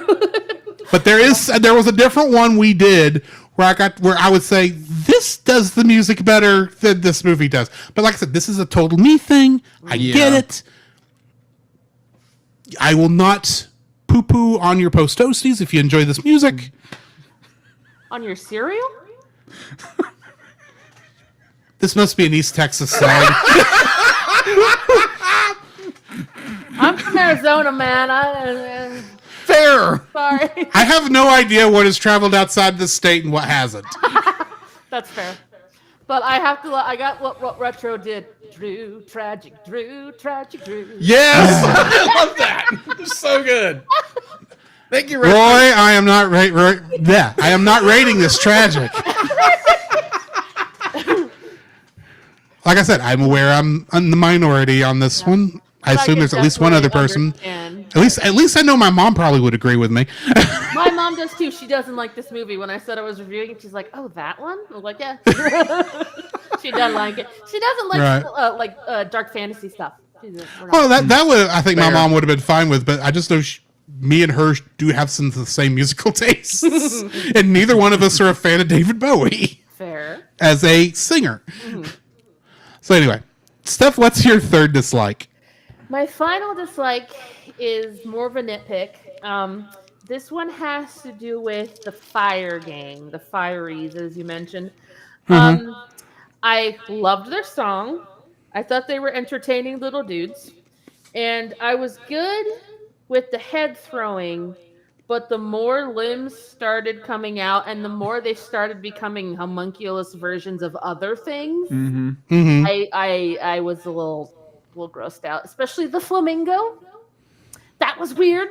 It's like, hey, let's take all these limbs, arms and legs, and turn them into a flamingo with a random head chasing another head. Yeah. So and the eyeball. For some reason, I get the joke, the snake eyes joke, but it's just too much. But yeah, I think that was one of my few puppetry dislikes. I pretty much liked all the other puppetry performances. So yeah. Too many limbs. You said you did not have a third dislike. No, did not. Then I guess that goes to me. It does. So mine also involves the Fireys, but it's because one of the people voicing a character in there slips into a voice. It really takes me out of this film. I absolutely heard it. Yeah, same here. I was like, oh, Drew's gonna hate that. I was listening for different people. I'm like, oh, there he is. Elmo. Here's the thing. It is the Elmo voice. It doesn't talk like Elmo. No. But I'm sitting there and it's like, and I'm sitting there kind of, I'm not saying I'm fully enjoying the scene because it is kind of, like you said, it is kind of weird and kind of off-putting, but I'm sitting there and I'm kind of engrossed in what's going on. And all of a sudden I hear Elmo and I'm like, good night, what's going on? I'm not watching Sesame Street. It kind of makes me think of like if Elmo was older, basically, if he was an adult. Yeah. Oh my gosh. That's still class. And wasn't talking in the third person. Yes. But yeah, I am not a big fan of Kevin Clash in general because he has gotten himself into some trouble in the last couple of years. Okay. But and granted, his performances are good 99% of the time, including Elmo himself, even though I don't like the character. He slipped up here and switched and accidentally going into another voice, and I think that's where my issue lies. His slip up there took me out of the film. Fair. It may have been because it triggered me into thinking the horrors of my childhood have come back. Where is it? Get it away! No! Get him away! No, so here's the weird thing. I know I watched Sesame Street when I was of the appropriate age. Right. And I know Elmo was there. I don't remember at the time him being that annoying. But around the time the Tickle Me Elmo doll came out, that's when I started hating him. Can I ask may I ask the lore of this hatred of the red thing? It goes down to the fact that around the time he was introduced is when Kermit quit showing up on Sesame Street. Oh, okay. That's part You of took it. away my frog! It was around the time that the Muppets were technically separating from Sesame Street because Children's Television Workshop had been spun off into a separate company from the rest of Jim Henson. Why they did that, I don't remember. It was a thing that Jim Henson specifically did because, ironically, he did not want Sesame Street to get become a big commercial thing. He wanted to stay public access television. Yeah, that didn't happen. I say ironic considering recent events. Yeah, that didn't happen. But this is around the time that initial thing was taking off, so Muppet characters quit showing up on that. And this is also around the time the Sesame Street characters quit cameoing in Muppet stuff too. Right. Yeah. So, because that's around the time. And granted, it's completely separated, but there's just something about, I was never really a fan of Elmo originally. And then Tickle Me Elmo was just so freaking annoying. Right. And then every time you turn on Sesame Street, even if you're just flipping past, it goes, I was like, oh no, there's Elmo. It's like, Elmo is not the star of Sesame Street. Get him off the screen. I know he's the most popular one. He's the one that showed you that Sesame Street could be monetized, and you monetized the heck out of him. Yes, he did. I hate Elmo. Well, goodness. Okay. So I think this was the show movie we were talking about? The musical? Emmett Otter. Emmett Otter? Maybe. That was a good one. Oh, I liked right. that one. That was very good. Yeah. I Yeah, haven't that's a good one. seen that. I need to though. It sounds really cute. I've seen a clip of the the outtakes that they had for that, and there's Oh yeah, Yeah. that's funny. That was really good. So kind of your fair change. so kind of bouncing off your dislike of Elmo. Yes. I have one line from a very famous movie. I made a funny Splinter from Turtles.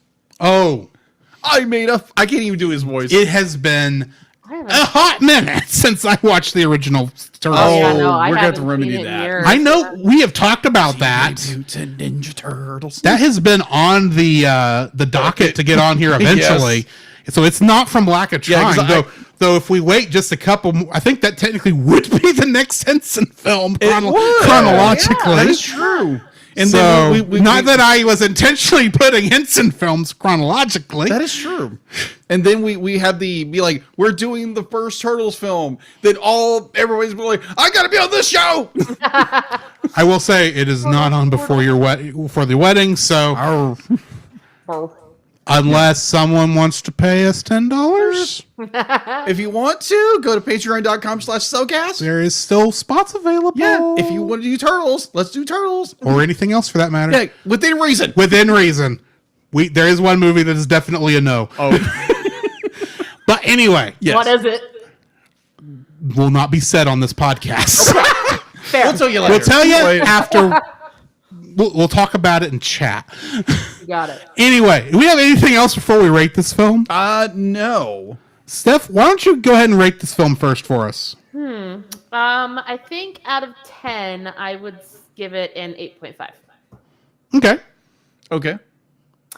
And do you want me to elaborate, or is that all? Yeah, go ahead and elaborate. Yeah, elaborate Okay. on one thing. I think that Elaborate. the Uh-oh. Great. elaboration. Oh, sorry. You froze out there for a second. Oh Gotta do a little. Poopy. All right. The artistry is great. The puppetry is super fun. It's got great little characters in it. Lots of good character acting. Sir Didymus is the best thing in the world. I love him to death. Cowardly And just all of him. Like I love that character from stop to start. But it's a musical, which people can like. I would give it an 8.5 because some people don't like David Bowie. Some people think this is just stinking weird. I know my mother, I said, is one of them. It's definitely kind of a niche genre, the whole dark fantasy thing. And, some people may not be okay with how young Sarah Connolly is compared to David Bowie in the film. But and unfortunately, some people may not be a fan of how specifically goblinish the puppets are, because they might think Sesame Street and Muppets when they think of Jim. Yeah. But I like it. Yeah, I think 8.5. Good solid 8.5. Gotcha. Jacob, what are you rating this? I will dance into that exact same frame of mind. 8.5. This is a brilliant film. Story wise, that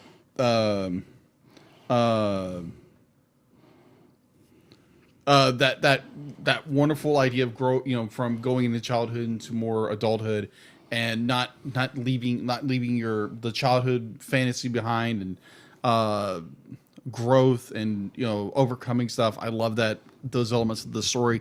Puppetry, artistry, everything about this movie is gorgeous, is well done. You can nitpick everything to death about this film. But overall, it is an enjoyable film that has so much wonderful, good things that obviously it has become a cult classic. That's why everyone just raves about it. And I wish it would have got better reviews because I've seen it's like awkwardly interesting as one critique did. Very this is weird kind of film, but it's so well done. It's so well done, and I'm glad we reviewed it. And I might actually buy the version Drew has because I like that cover. That slipcover is great. But overall, I'll be highly recommend it. If you can, buy a version of it or download it if you have to. Yeah. What about you, Drew? Well, I know y'all are expecting me to just poo-poo this whole thing. However, yeah, because it reminds you of Elmo. We have a consensus on the rating. I will tell you right now. Really? Because I'm going 8.5 also. Ta-da! This is technically very well done. Yes. Acting is top-notch. We've already talked about the one really detrimental thing that's really knocking it points for me in reality, being that one scene. But Worm destroys it. the worm was fine. The worm himself was fine. The editing around him, another story. But yeah, I am giving it an 8.5 because it is just an excellent film. Is it my favorite Jim Henson related film? Not by a long shot. Right. But it's a very well made film. Yes. So yeah, 8.5.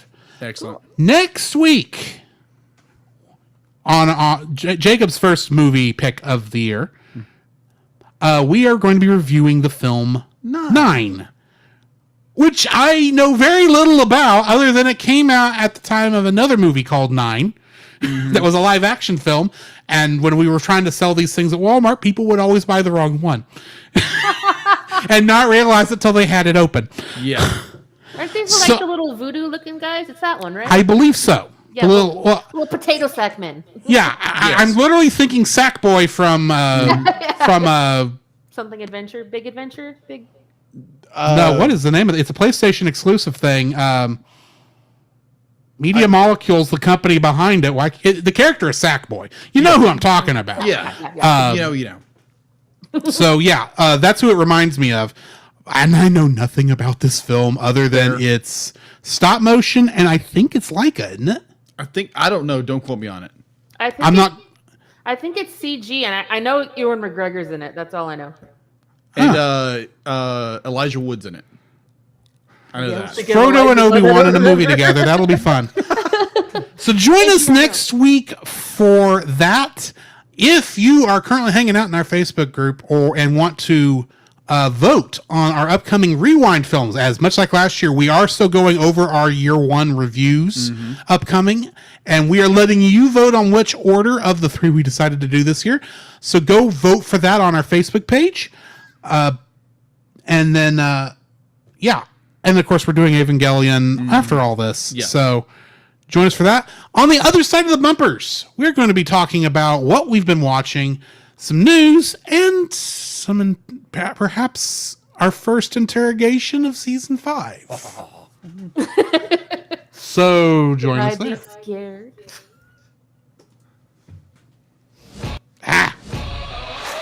This podcast is a proud member of Culture Box. Whether you enjoy geeky reviews, comedy, or original fiction, you can open up the Culture Box and find something excellent for your soul. Point your web browser to culturebox.media. That was the wrong one. this is a young Frankenstein. This week, we suggest checking out Geek Devotions. Geek Devotions is a collaboration of devoted geeks that are devoted to letting people know that they are loved. They produce a weekly geek culture-infused devotional, their podcast, Com Talk, a bunch of other podcasts you definitely want to check out, and written articles, all designed to encourage and challenge people in their geek community, bridging the gap between their faith and their geekdoms. You can find all their content at geekdevotions.com. The Cellcast would also like to thank the following patrons: Ashley and Francisco Ruiz, Book of Gaming, PaulJPowers.com, and Edwin Gonzalez. If you would like to donate to the Cellcast and get some uncut episodes from us, some artwork from Jacob, when I remember to post it, and as we said earlier, forcing us to watch movies within reason and reviewing them on this show, you can donate to us on Patreon. All right. I love that ukulele bit. That's really cool. Oh, thank you. I actually did that Dude, that's really myself. good. I need to actually pick back up the ukulele because I am out of practice, and I don't think I could do that again at the moment. And pretty. Anyway. So, guys, I have a question for y'all. What have you been watching? Steph, why don't we start with you? Okay, let's see. I think, obviously, most recent movie watching was Labyrinth. Right. Anime-wise, I've been watching Delicious in Dungeon. I haven't watched the newest episode, but I absolutely adore it. It's like D&D campaign, classic kind of, fantasy thing. But they decide with the monsters, hey, I want to eat that. And literally, it's like a cooking show, but it's Dungeons and Dragons. It's the coolest thing. And I'm not usually into like high fantasy as much, which is ironic since we're just talking about Labyrinth. But Labyrinth isn't really high fantasy. No. So, not as because high fantasy, I literally describe that as Lord of the Rings without the Tolkien. Right. yeah. That's basically what this is. But yeah, it's just so funny because you know how anime has a great job of making food look better than it actually is in real life? Yes, I They have seen this do food. All of that. They have a specific food illustrator. It looks amazing. And it's cool. I just love it. It's the main thing. That all you've been watching? Well, I mean, I am the kind of person who has a tendency to binge certain shows and movies over and over and over again. So Yeah. you probably don't want to know how many random rom-coms I have watched with my family in the last week that are just like, we have this of like 3 movies that we just watch perpetually. So Well, it is February, so it is the right time of year for watching It's romantic comedies. Very true. true. Yeah, the problem is we're still stuck on some of the Christmas ones. So Oh. Well, we're one of those. as many of those kind of movies come out at There are Christmas. so I mean, my many. mom's still working on So last many. year's. And by that, I mean 2022. they come up with like 20 a year, and they all look the same. Like, you've seen that meme. They're the where it same shows- plot line. They're the They same- are. Even the cover art, the picture. Oh, they yeah, all look literally. the same. It's so Steph, funny. my worry is that one day I will finally get a girlfriend who is a great businesswoman who will go home for her vacation and fall in love with some rugged man with a single daughter who will teach her the true meaning of Christmas. And I will still be single. Why I can't be the lumberjack with the little, well, maybe not with the little girl. With the cat. With the cat. I'll take a cat. I will take a cat. I can teach some highfalutin city woman the true meaning of Christmas. Right? Teach her how to do the chicken dance or something. Something, yeah. Yeah.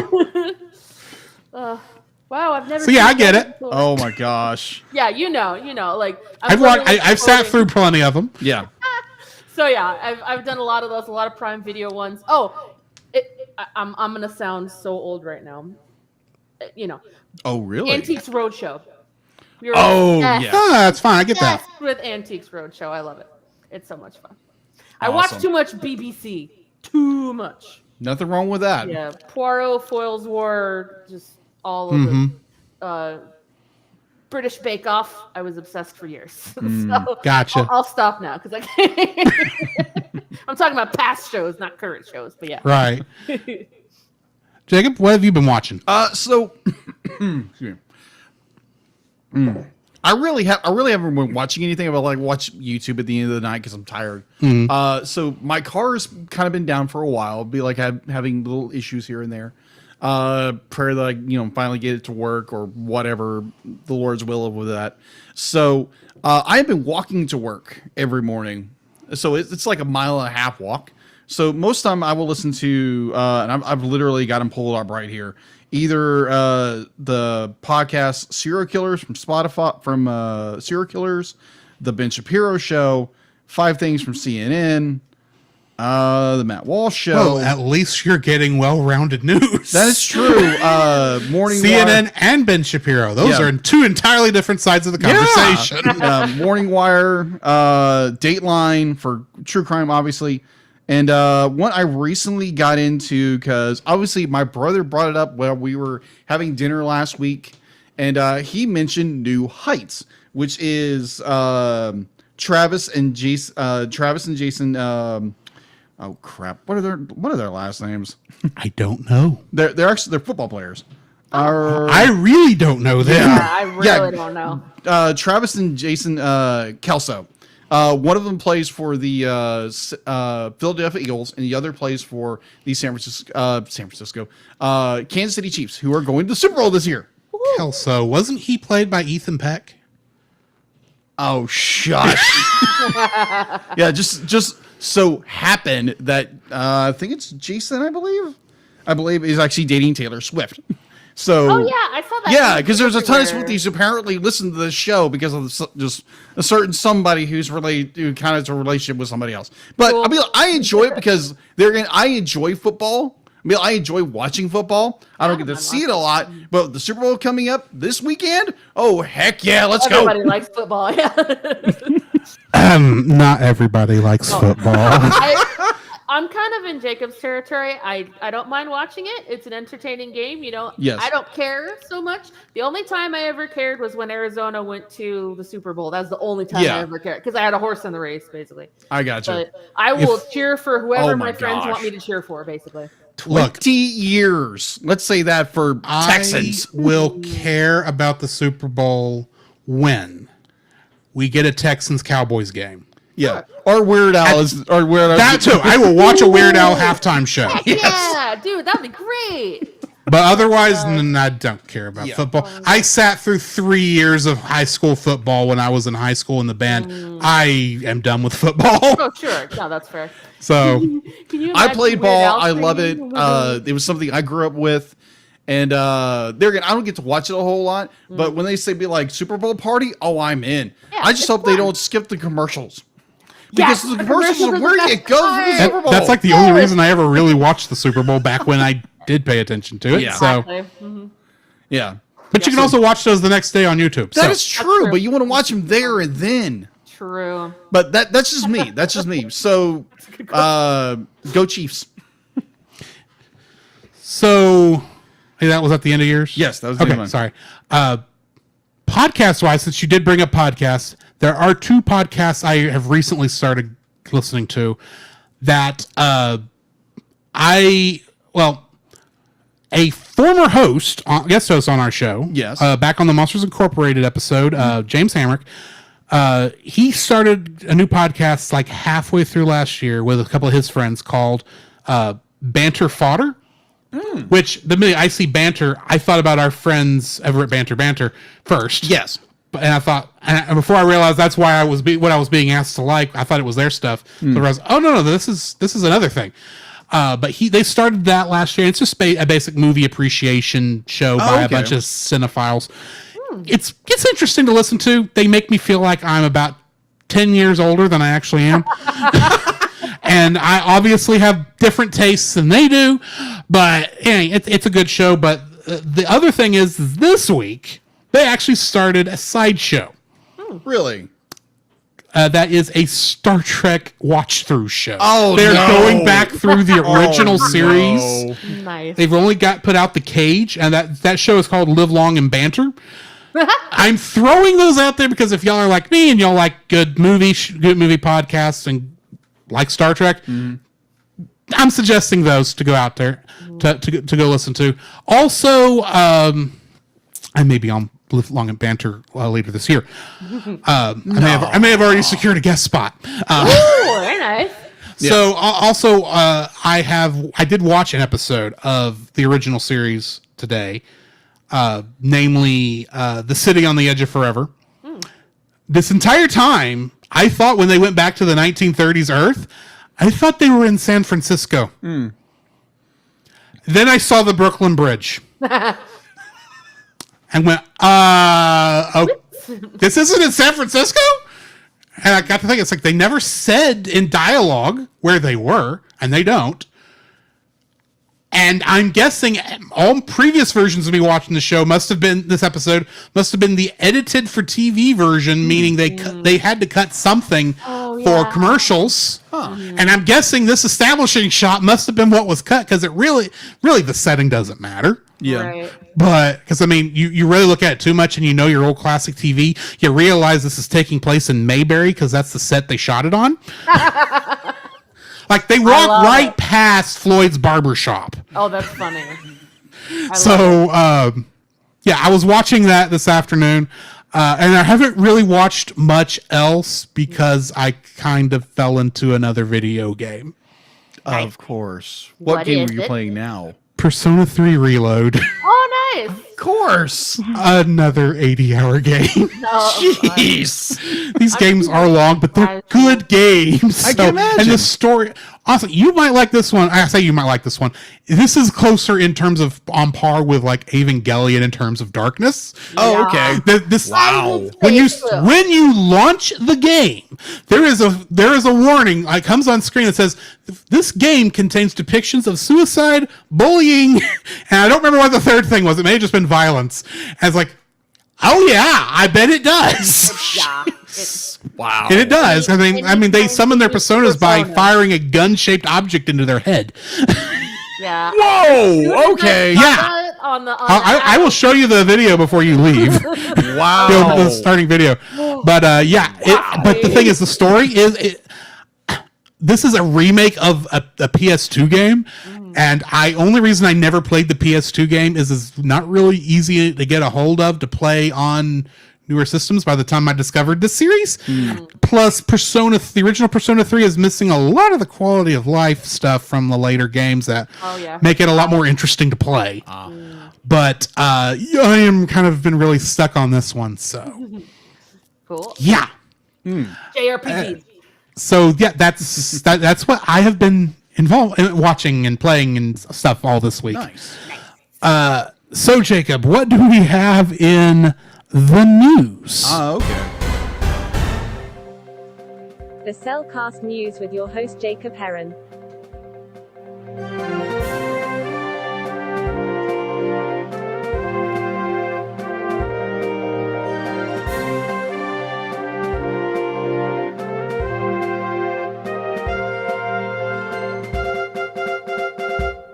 Why, thank you, Dealit, and thankfully I can turn into a goblin this show. Transmogrifier still offline. Good, thank the Lord. All right, so in the news, on this past Wednesday, they revealed the first trailer for Moana 2. They're going to see a whole lot to it. It's just the trailer. It's coming out later this year on November 27th. CEO of Disney, Bob Iger, refrained from confirming whether the stars of the hit 2016 animated feature will return for the voice actors. However, Deadline reported that both Dwayne Johnson and, I'm going to butcher this actor's name, I apologize, Alora Calvaroa. There again, I'm going to butcher it. I apologize. I'm terrible at pronouncing names. Are in talks of the sequel. Discussion It doesn't help that it's a Pacific Islander name. Yes, yes. And those don't And I exactly have a use hard enough words. time with English. That doesn't exactly use syllables we're used to. No, we don't. Okay, so discussing with Johnson, or Dwayne Johnson, who played the demigod Maui in the original Pacific Island adventure, are appearing looking good. The former pro wrestler and turned blockbuster movie maker has producing. Apparently, he's producing the previously announced live action adaptation of Maui. Why? Is my question. Why would you do that? Makes no sense. But hang on, I want to make sure I heard what I just heard. Did you say Maui is going to be animated in the live action one?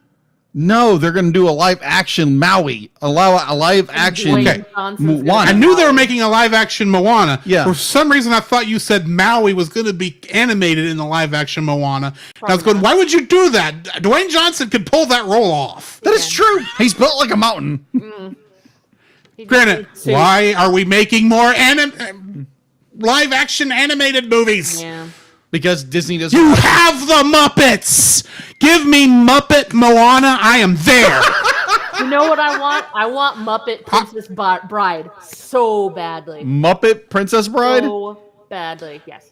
I want Muppets Beauty and the Beast, where only where instead of it being a beast, it's actually just a normal human, and when he turns back to being, human again at the end, he turns into a Muppet. Muppet. Oh, that's great. Kind of amazing. That's what I want. So, going back to the news, through his company $7 banner. However, the project has been dropped from its original June 27, 2025 date release, and appears is not in production. Disney and $7 did not add additional comments to this, so we don't know if actually there's no production of anything of this. So it might just be a rumor. And also from a good friend from the show, thank you, Heather, because she's always She kept us up to date this week. Gosh, she was on top of it like no one's business. Because obviously we had Inside Out come out, Inside Out 2 trailer come out. We've already got 2 of them, so go check those out. We're on YouTube. That came out as we were getting ready for last week's episode. Yes, exactly. So. And so they announced Toy Story 5. Why? Will be Yeah, released why? in 2026. I'm sorry. Again, why? I don't want it. We're going to get to this movie eventually. Yeah, But Toy Story 3 had the perfect ending. exactly. It did. Toy Story 4, while not great, It was all right. showed that they needed to stop. Exactly. It was okay, but it was not the original trilogy. Why are we making a 5th one? Yeah, exactly. Where could they go with the story? Spoilers, Woody's not with the gang anymore. Okay, here's my thought. Here's my thought. Either Woody goes missing. They discover that Woody's already missing. He's hanging out with he's- little Bo Peep at the circus. Yeah, or they rehash the second one or something like that, where he gets kidnapped, the gang has to go get him, or we do something that kind of akin to our age group now. So we have Andy, who is now a little bit older. He's now in career, and he's got assets to burn. So he goes back and buys the gang back for his. Oh yeah, that would be real good for that little girl that he sold. He gave those things, those toys to. Yeah. Plus, he's still ain't going to have Woody because Woody's not with that group anymore, and now he's going to be wondering why there's this spork with with pipe cleaners all over it. Freaking sport character, Right. Porky. That's it. Porky. Forky needs to die. Forky is the Elmo of Toy Story. Yeah, kind of. A little bit. But they showed Buzz the picture. They showed Buzz flying over, and it looked like there were carnival rides. Yes. I think they're going to have Woody cameo, basically. Probably. Sounds like it, but I'm still going, why? Let this be done. Yeah, You don't. Let it You are allowed die. to stop. You're allowed to let a franchise be. It can die gracefully. It can. It really Yeah, can. They but won't let it. thank you, Heather. Every time we think they're out, they pull it back in. Yeah, exactly. It's like, come on, just be like, for me, it's like, go back to what Disney was doing back in the 90s. Make new stuff. Make new stuff. Because the last and the stuff they did new was Strange Worlds, and that movie didn't do well. Well, I didn't. I still haven't watched that film, so I don't know what's going to be bad about it. Yeah, But exactly. If it's anything like Lightyear was, which also should probably, that could have been good. Yeah, it could Similar. have. But obviously they don't know what they're doing. So anyway, Yeah. sorry. Similar in theme. Huh?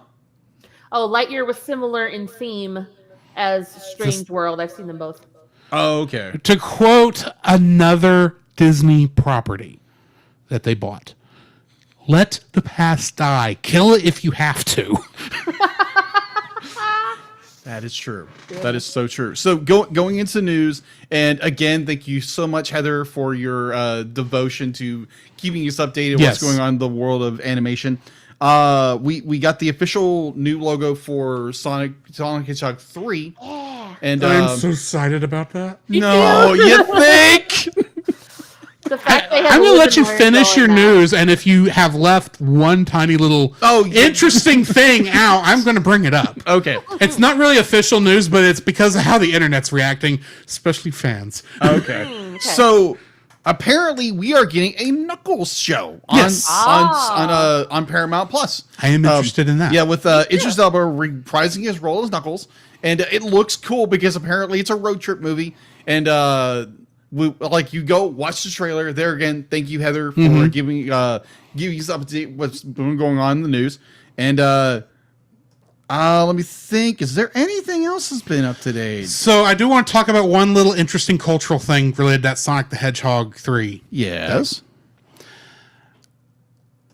They also announced people who have agreed to be on the film, but they haven't announced their roles yet. Yes. One of these actresses has blonde hair, Oh, which no. makes everyone think that. And if you're doing a shadow movie, you got to bring in his past with Maria Robotnik, which means Oh no! the internet is strangely happy about the possibility of seeing a teenage girl get shot in a Sonic the Hedgehog film. Jeez, God. no! Now, hey, it's been a hot minute. Correction, it's been 3 years. Maybe 2 years. Whenever it was I played Sonic the Hedgehog, Sonic Adventure 2 on stream, since I saw the original clip of Maria's death, and I went back and watched that. Yeah. Because I'm curious how bad, if it really showed anything. And of course, it doesn't. You don't even hear a gunshot. It's just, you hear them being chased, and then she's kind of doubled over, grabbing her stomach, and that's about it. Yeah. Wait. And then I checked out when then I checked out when they redid this scene in Shadow the Hedgehog. You know, the one where you're rolling around as Shadow the Hedgehog with a gun, because that was a great idea for a game. But since it's trying to figure out who he really is, we get this scene again, and that strangely enough does not show anything other than what I just described, but in slightly higher fidelity because it's a newer console. Yes. Then I remembered that Sonic the Adventure 2 was adapted in the Sonic X anime. Oh no. So I had to go check that one out to see how they did it. Guess which of these three was the most graphic? Sonic X. Sonic X. They have a whole thing where they are trying to find out what happened to. We only get to see it from Shadow's point of view. Sonic, I think it's actually Tails, and whatever the strange human from that show was, are talking to the security guard who was chasing Shadow and Maria. Okay. And we're seeing it from his point of view because he's actually sad that this happened. Yeah, he has regret. So, in other words, it's in every other version in the games, it's only alluded to, Right. and that she died, and that it may have been a gunshot. They nearly just show it in the anime, which is real funny when you consider this was adapted in America by 4Kids. Oh my 4 gosh. kids, yeah. I checked that edit too. Of course. They don't even show it. Okay. Ah. Okay. But Fair. I thought I remember seeing the cinematic for Shadow the Hedgehog. They actually show the gun point up. And they show a gun point up because it is a more thing, but they don't you don't hear the gun go off, and you don't see the I gun did. go off. I heard it in one of the cinematic. I don't know. Maybe Maybe it so. was the one for a trailer. Maybe it wasn't Right, in the maybe, but the one in I thought it was funny that the Sonic X, when he's literally pointing this gun in both the 4Kids version and the original Japanese version at this 12-year-old girl or however old she is, and then they have to cut away from him actually pulling the trigger in the American version Yeah. I mean, because it's for kids, and you're going, course. and yet kids. Paramount's going to probably do this a lot worse than everybody else. Oh my gosh. I don't want to see it. No. I'm sure it will be. I'm sure it's not going to be that bad because I mean, Yeah, it's Paramount. at worst, this is going to be rated PG Yeah. because I think that's what the others are rated. Yeah. But we did actually get one other little interesting trivia tidbit. Jim Carrey's going to be back. We talked about that last week. We did. I'm actually referring to one other little thing we learned this week. That that while Crush 40 is not connected to the film, Okay. one of their songs is. Oh no! It's already been the rights were already sold Oh my to Paramount for this. Oh. So with any luck, we're not going to get a crappy version of Live and Learn. Okay, that's fair. But I mean, How many times I've heard this song on like trips the with Crush Drew? 30 I'll be like, version, it's great. Do not get me wrong, Yeah. it's great. There's a reason that during the Sonic Symphony, it was the encore song. heck yeah. It's amazing. So yeah. Anyway, sorry, that's my last part of my news. Okay, good. Because I mean, like once you said I said Sonic, it's like, oh, Drew is probably dick dive, just dug everything he could. Not out. really. It's just Okay. I happened to be. I was like, okay, cool. We got the Sonic the Hedgehog 3 coming up. We've got this Knuckles TV show coming up. All that sounds great. I am here for it. I don't care if everybody else hates it. I'm here for it. And then I'm just on Kotaku. Always a mistake. I was on Kotaku one day, and they've got this story up there of how people are excited to see a 12-year-old get shot. Oh I'm going, gosh. this sounds like something Kotaku would latch onto. And I didn't even bother reading it. I just saw the headline and moved on. Yeah. And then I was on IGN. And they're reporting on it too. It's like, okay, this is actually a big thing, isn't it? Y'all are this is taking over the internet and parts of the internet I'm not on. The ones you don't want to Okay. be on. Well, I'm sure it's Reddit, Yeah. at least. Probably. Actually, in all honesty, it's 4chan. And I ain't going to be on 4chan. no 4chan. I No don't thanks. even go on Reddit. So, yeah. Is that all we got for news? Yes. Then I get to play a bumper we haven't played in a while. Yes.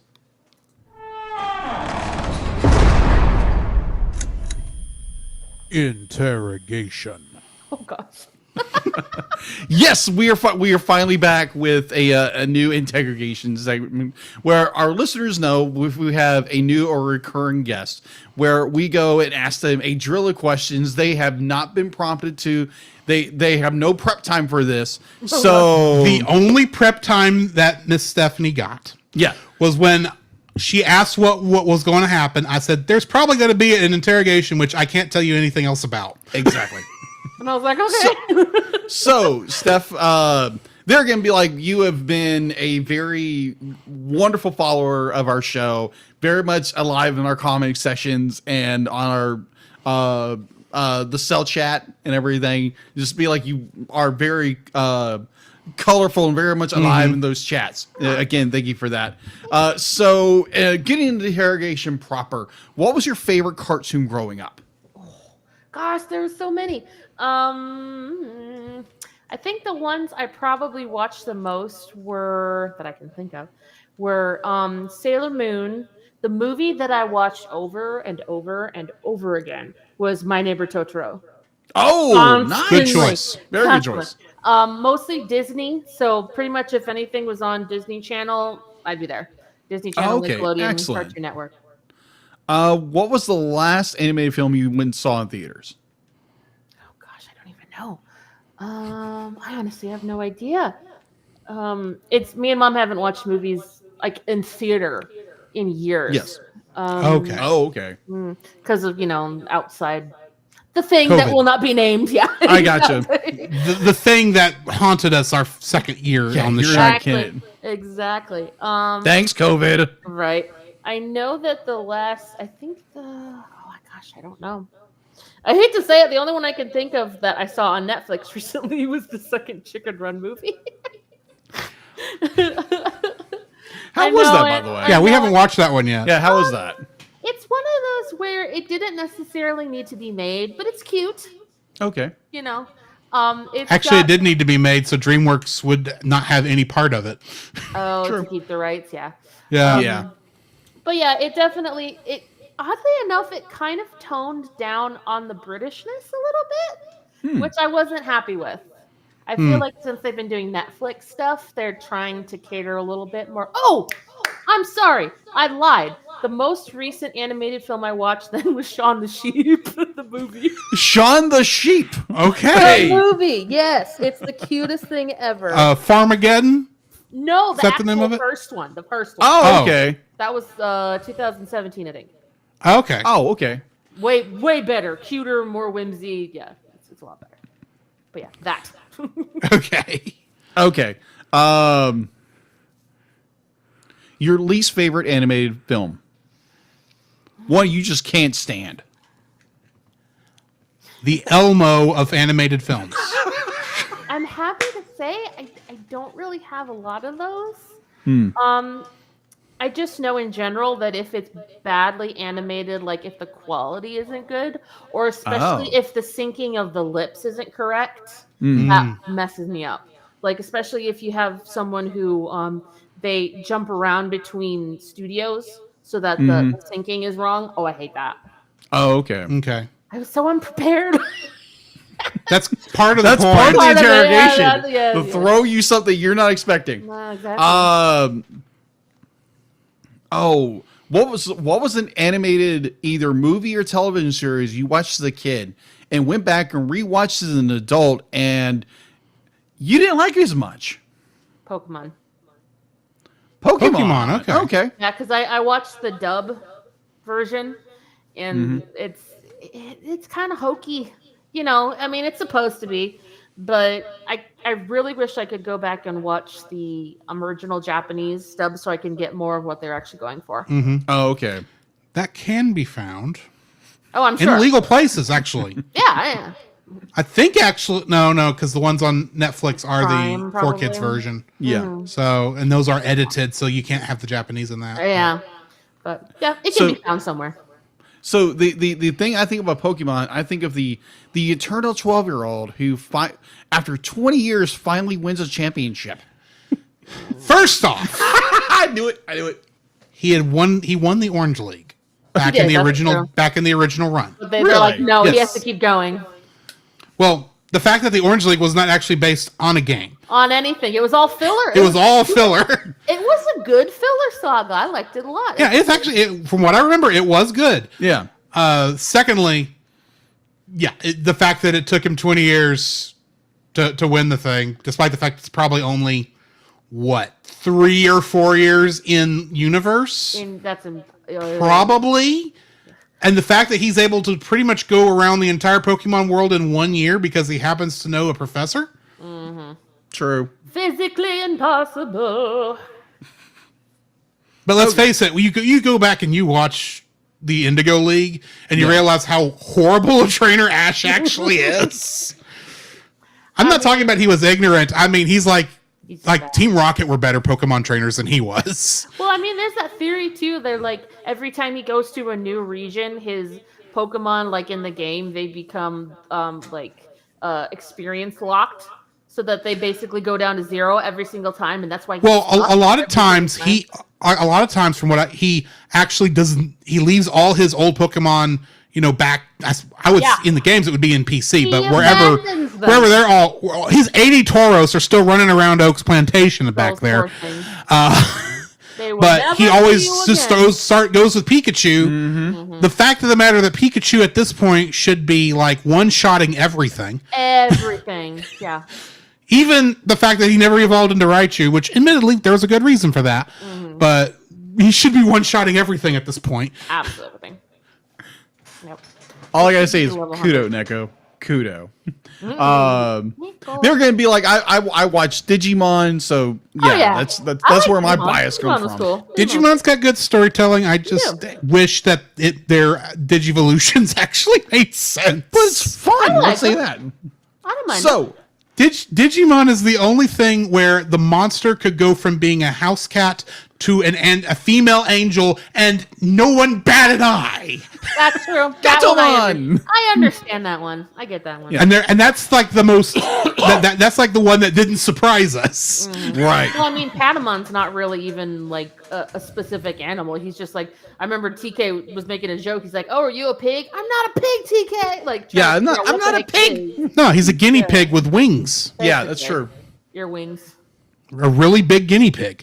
Really big. He's cute. Anyways, so getting back into the interrogation. Let's not forget the little puppy Digimon that turns into a giant rabbit with machine gun arms. Oh, Terriermon. Yeah, that. He's a lot bunny. He's a bunny. Which is cool. Do not get me wrong, but I'm still going as the person who is on the Pokemon side of the fence. Fair. Yeah. You want it to make sense. It makes no sense. At least when Pokemon evolve, you can kind of see, with some exceptions, but for the most part, you can see how one went to gain the other. Fair. Except for Slowbro. Slowbro makes no sense. Slowbro, what I would like to know is how does the Shelder evolve to a different form, but only when it's connected to Slowpoke? Yeah, it doesn't make any sense. And if it falls off, why isn't that a Pokemon separate? Because that's obviously an evolution of that one. That's true. But anyway, sorry. Yeah.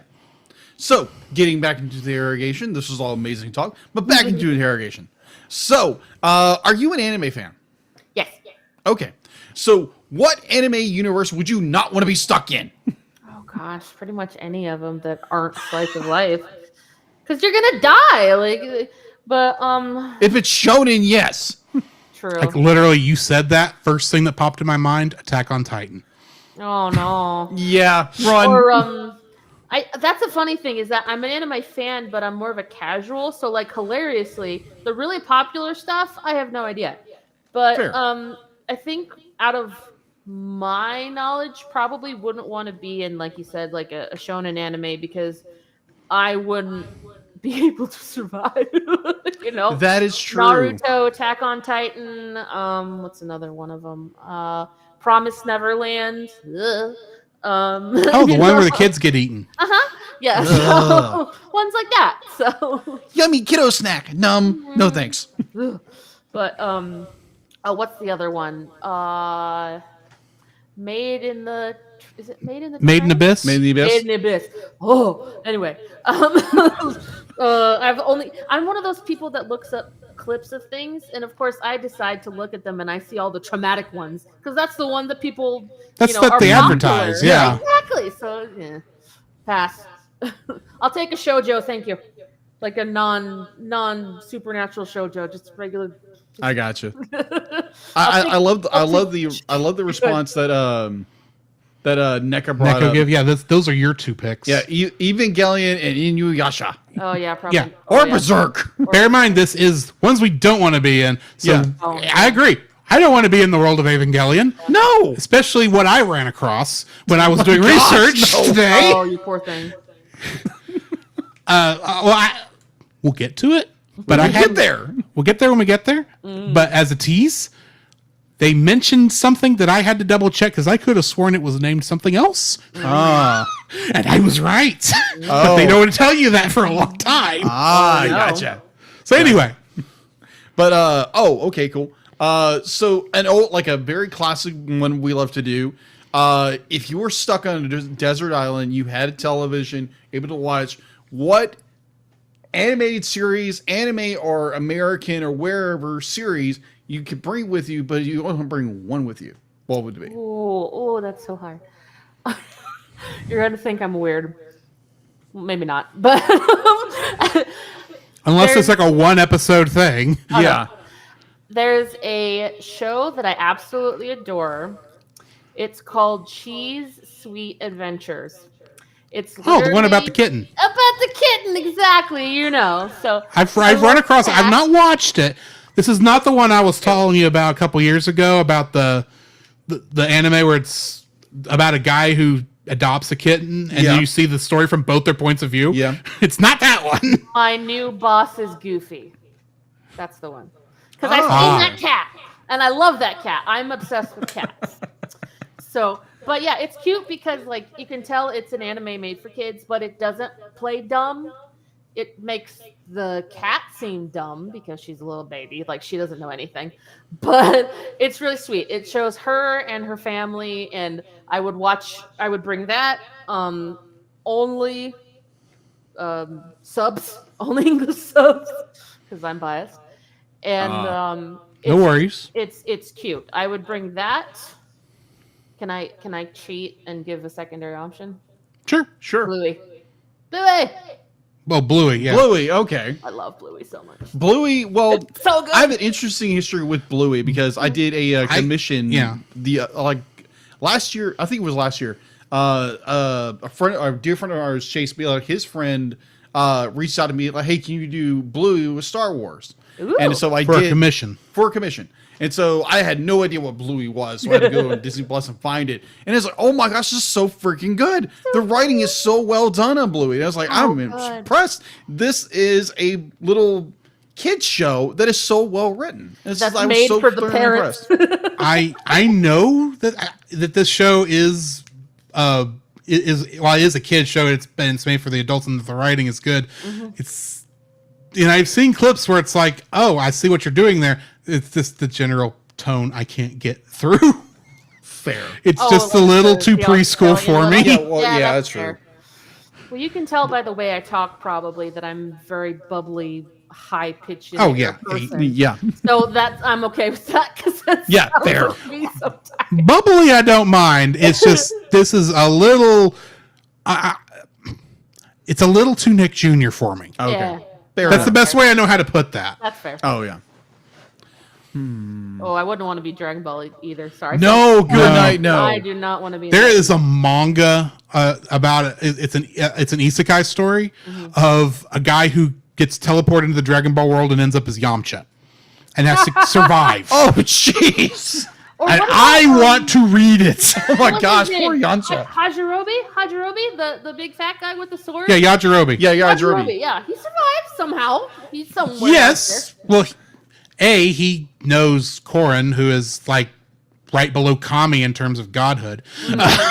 Okay, I didn't know. That. So I mean, he's got some supernatural protection there. Right, that's true. Oh, my God. But no, this is Yamcha. He Yeah, did Yamcha. have The one who is famous both here and in Japan for his death scene, where after he gets blown up by a Cyberman, and that whole shot of him lying dead in that That has been memed so. in the thing many has been memed so bad. That's the guy that the guy yeah, gets oh, yeah. teleported I into know the you. world as. Oh, that's funny. And all I think about that now is to be like a Dragon Ball Z abridged, and it's just like it's just so fun. It's so Cadaverific. Cadaverific. We're gonna have to find a way to do Dragon Ball Z abridged on this show. You need to. Oh my god. Oh my gosh, yeah. But we got so many other Dragon Ball That things is to do true, on this and- show. And now they're doing Dragon Ball Z abridged What? shorts. Yeah. Well, Yeah, that's they have mostly been, done, yeah. but Yeah. yeah, they're still doing stuff. Yeah, But, they're you still know. doing stuff with it. But so another round of questions. Oh my gosh, I'm trying to think of something. If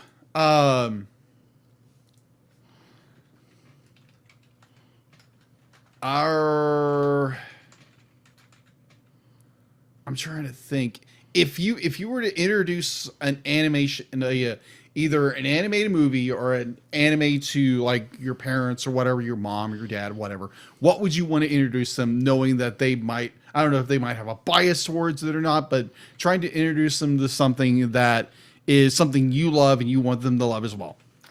Oh, that'd be hard because mom's not an anime person. Okay, fair enough. I think the one that would be the easiest palatable for her would be the cheese sweet adventure one, because she Okay. actually has watched it before a little bit, and she was like, "Oh, that's cute," you know.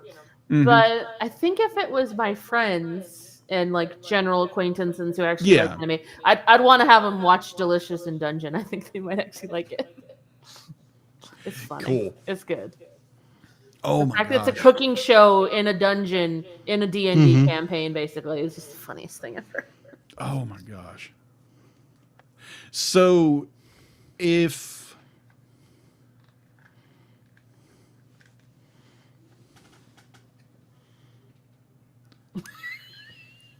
I'm trying to think of like, No, I was laughing at Drew's face. He just went, oh, thanks. But you're trying to think. Yeah, We have dead air. that is true. While live, I can kind of live with it because True. this is meant to be an uncut, no niceties kind of recording session for the Yes. peoples. The final edit version, I want to cut out the dead air. Fair. So kind of this be like, what is your favorite Disney movie? oh, also a hard thing. Yes. Let's see. I think I have categories. Disney princess wise, Beauty and the Beast. Okay. Love that movie. What did you think about the remake or the live action movie? I feel like it's because I've watched a lot of BBC stuff, and I kind of see the silly way that they had Fair. the way that they acted and stuff, like the niceties and the politeness. And stuff. I've seen how that makes sense a little more in a real world kind of setting, for Beauty and the Beast. Yeah. It's okay, but I mean, nothing's going to compare to the animated version. That is so true. The micro expressions and just everything. And obviously, when I was a little girl, I wanted to be Belle. Not gonna lie, I have sung the songs very many times recently. Anyway, Yes. I'm a Disney karaoke person. Anyhow, Oh yeah. Pixar wise, Wall-E, absolutely love the sound design, love the story, love the characters. My Another one second we need to favorite do. for that one is Ratatouille. Just because of the way that the character design is like all caricatures and the soft lighting. Artistic wise, it is excellent. I've never seen Wall-E. Oh, it's so cute. You've not watched Wall-E? No, I've never seen Wall-E. It's good. We need to do It's that really one good. soon. Okay. It's really cute. I may put that on after the wedding, Okay. It's adorable. It's really cute. But yeah. unless somebody pays us $10 and gets it on there sooner. Heck, I might do that. Let's see. Put on your Sunday clothes. There's lots of world out there. Anyway, yeah, I think that's probably my best favorite one. Okay. So I there again, this is going into a little more detail of Beauty and the Beast, the live action movie. What did you think of? I had it just a second ago. Don't you love it when you got something on your mind and it goes, Josh? What is your thought on Josh Groban's cover of Evermore from that film? Oh, thank you so much, because I actually just listened to that recently. The way Josh Groban sings, it's always airy. It's always up high, floaty. It's very like angelic kind of. But I kind of think that doesn't quite match the tone of the song itself. Yeah. Hilariously, I know that poor guy who sang it, I can't remember his name.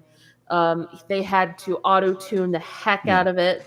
Dan Stevens. Dan Stevens. And I know it sounds funky, but it matches because he's acting it out. Like he's an actor. So he's putting the inflection Yeah. in that song. So I think in notes, Josh Groban's is better. In actual tone and performance of the scene, the original is better. Okay. Fair enough. Fair enough. So what is so with Disney going in and doing live action remakes of all their classics, what is one of the Disneys ever since they haven't touched yet you don't want them to touch? I kind of don't want them to do Lilo and Stitch. Because I hate to tell you planning this. on it. I know they are. I know. But The only good Out thing of about that Atlantis. is that Chris Sanderson is still voicing Stitch in that, so That's you know he's got to sign off on That's everything. kind of, yeah. Because like it's so stylized. It's not even the Disney stylization with like the giant hips and the big legs. And Oh yeah, that's definitely and for Sanders. everything is rounded. There are no harsh edges anywhere on anything, and it's just great. I love that. Oh, yeah. I wouldn't want them to necessarily change that. With Atlantis, I kind of am yes and no on it because I would love for it to get a resurgence, but again, it's the same thing. The animation, the stylization. I was actually just looking at the character designs for Atlantis and how it's so different again from what they've done before, classic Disney. That yeah, I wouldn't necessarily want them to alter that per se. Fair enough. Plus, it's Michael J. Fox voice acting. Yeah, I love of course. That. Like, I love that. Great Scott. Yeah, Johnny be good. All right. Exactly. Yeah, Back to the Future all the way. One, they should never remake that film. Never. Never. What I think they ought to do is announce that they are releasing a new version of Groundhog Day, and then you go to see it in the theater, and it's the same movie. I have heard that joke. I have heard that meme, and I want it to happen now. I do. I so want it to happen It needs to because it would take. We would all be. Don't show a trailer. Yeah. Or shoot a fake trailer for all I care. And you go into that movie thinking you're going to see a brand new movie, and all of a sudden it's the same movie because about 5 minutes into it, you'd understand what they were doing. Yeah, yes, it's literally you just shoot this this prelude to it, and it's like, oh, this is a new movie. No, it's the same film. And then put like the music. Well, put your little hand in mine from the Yeah. alarm clock. Start the movie with that, Yes. and then just and that use that as the opening credits, and then you flash back, and then just play the movie as normal. Yes, please. Very No, true. don't even show anything. Just play that like over like the I don't know who the studio was that did that off the top of my head, but show their logo. But instead of hearing the fanfare, you just hear that audio clip, and then the movie starts as normal. Oh, I agree, Neko. Aristocats can't be live action. Aristocats. I feel like it would be hard to do. It would. It would be hard to do. It would Kind be of like. It would be the like. Dumbo. It'd be Lion King all over again. Yeah, I haven't even Where- seen that. Except that actually has humans in it. Yeah, yeah. true. It's got great songs though. Aristocats does. That is true. I know this isn't the question, but it's the first thing that popped in my mind. I still want there to be a Kingdom Hearts level based on the Rescuers, Yes. where the rescuers are helping Sora because Sora's the kid they're helping. Oh, That is good. Yes, absolutely. cool, dude. Oh my god. It doesn't even have to be based on a specific movie. Just they're helping Sora get through whatever he's got to do. So put it on a standard world, but you're running around with Bianca and Bernard. Yes. Unfortunately, we're not going to have Zsa Zsa Gabor and what is his name? Crap. Newhart, Bob Newhart. Bob Newhart. Because I believe neither one are with us anymore. Yeah, they both passed. So, but still, it's like, oh, do something with that. That would be awesome. I want that so bad now. Oh my gosh. Like, that was actually a good question. That was actually a very good question. But like, if you were to be like, just like, rescuers, like If you were to pick a movie for a Kingdom Hearts level, what would it be? there we go. Okay, let's think. And I will even open it up to anything that Disney produces, not just Disney or Pixar. Okay. Roger Rabbit, anybody? Oh That yeah, would be too That's expensive. Fox, bro. It's Fox, Huh? isn't it? No, Roger Rabbit's Disney. No. I mean that Disney produces now. Yeah, I will include Yeah. Fox, 20th Century Fox in Okay, that. so that means that could be any of the Marvel stuff. That could be Die any of the Hard. Star Wars stuff. That could be, gosh. Ooh, how about Muppets? Alien. How about Muppets? I'm all for a Muppets level. Yeah. I want to see what Sora looks like as a Muppet. Of course. That'd be awesome. I want to see that now. Oh my gosh. Kermit the Frog. Oh my gosh, what's going on? It would be simple. You base it off the Muppet Show, and instead of you having to fight Heartless on the level, this is your mini game stage. Oh my gosh. Like the dark So literally, all the mini games are just all the acts during the Muppet Show, and in between the acts, you get little scenes backstage with Kermit and Miss Piggy, doing their thing, or whomever. I kind of love that, and I want that to happen. Cool. So I think that's the end of the interrogation. Thank you. Yeah, you're welcome. So because you're not staying with us for the Ava stuff, which we totally understand. Yeah, totally get it. We're going to go ahead and let you go after this. But first, why don't you tell us where we can find you online? Okay, cool. So as you said before, my handle's Artsy Steph. That's ArtSiesteph. So I have art accounts, Artsy Steph Art, things like Facebook. Have my artwork. I've actually been able to illustrate some books. Nice. Really nice. Fun, yes. You might know the guy who I've illustrated him with. His name is A.C. Peckham. I've run across his Bun stuff. Bear. I got to do Bun Bear. So Yeah. that's the book that I'm in. So yeah, Yes. I've been able to illustrate some books, and it's been fun. So yeah, you can find me pretty much if you Google Artsy Stuff and that spelling. No one else has taken it, so you'll find me somewhere. Oh, okay. All right. Excellent. Well, in that case, thank you, Artsy Steph, for joining us on the Cellcast. I guess we will talk at you later. Yeah. Okay, cool. Thank you so much for having me. Yeah, thank Such you. short notice. It's Yeah, and thank you for coming on. Yes. no problem. All right. And I'll put a break in here so Do I just hit a button? I can then cut to the other thing. Sure. So what do I do? Basically, just close the window and it should be fine. Got it. Yeah. Leave. Yeah. It's an easy thing. I mean, thankfully, it's not. Yeah. Thankfully, Restream is not complicated. Yes. Perfect. All right. Thank you so much again, Diane. Yeah, This just was stop so much stop fun. in the chat if you want to, if you was still hang out. Oh, okay, cool. Got it. Oh, yeah, Yeah. the Twitch. Oh. All right. Bye. All right, see ya. Thanks, Steph. All right. Excellent.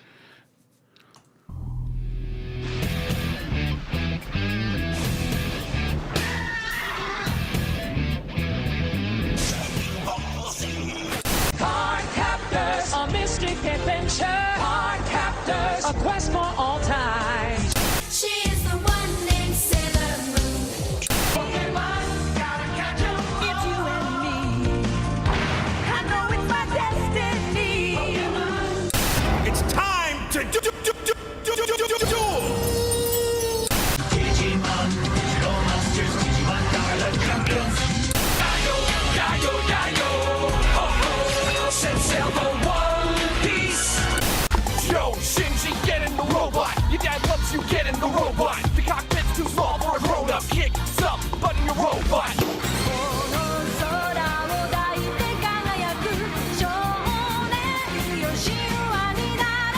Emotional damage. Once again, that's Stephen He saying emotional damage. And Eagle 8 Burger is the one who did the quote unquote Lost 4 Kids opening. So go check all that stuff out. Yes. Tonight, we are looking at 2 episodes. We are on 15 and 16, I believe. Yeah. I think that's the numbers. Not that it matters. Yeah. First one tonight, Lies in Silence, or Those Women Longed for the Touch of Others' Lips and Thus Invited Their Kisses. Hidekiano, why the long names? Directed by Naoyasu Habu and written by Hideaki Anno and Akiya Satsukawa.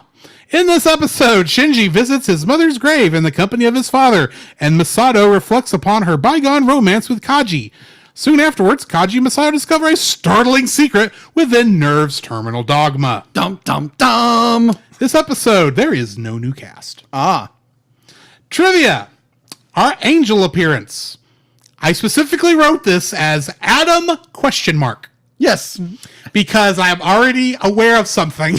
Ah. Because I watched the rebuild films, and I swear in the first one, they kind of already go ahead and show this particular one. Yes. And I do remember them calling him Adam, but something told me this was not Adam. I don't know what. Something told me that's not who it was. And so I was making sure I was double checking. Maybe this was thinking, is this a goof up with the Netflix stub I'm watching or something? No, it's just that don't actually tell you who this is until episode 25. Yeah. So I'm not going to tell you who it is either until then. Anyway, during the wedding sequence in this, Yes. you hear three girls singing a song in Japanese. The song is Tento Mushi no Samba, which is the Ladybug's Samba. Okay. It is a very popular song sung in Japanese weddings since 1973. And in this version, it is sung by Megumi Ogata, a.k.a. the voice actress for Shinji Ikari, Yuko Miyamura, the voice actress for Asuka Langley Soryu, and Miki Nagasawa, who is Maya Ibuki.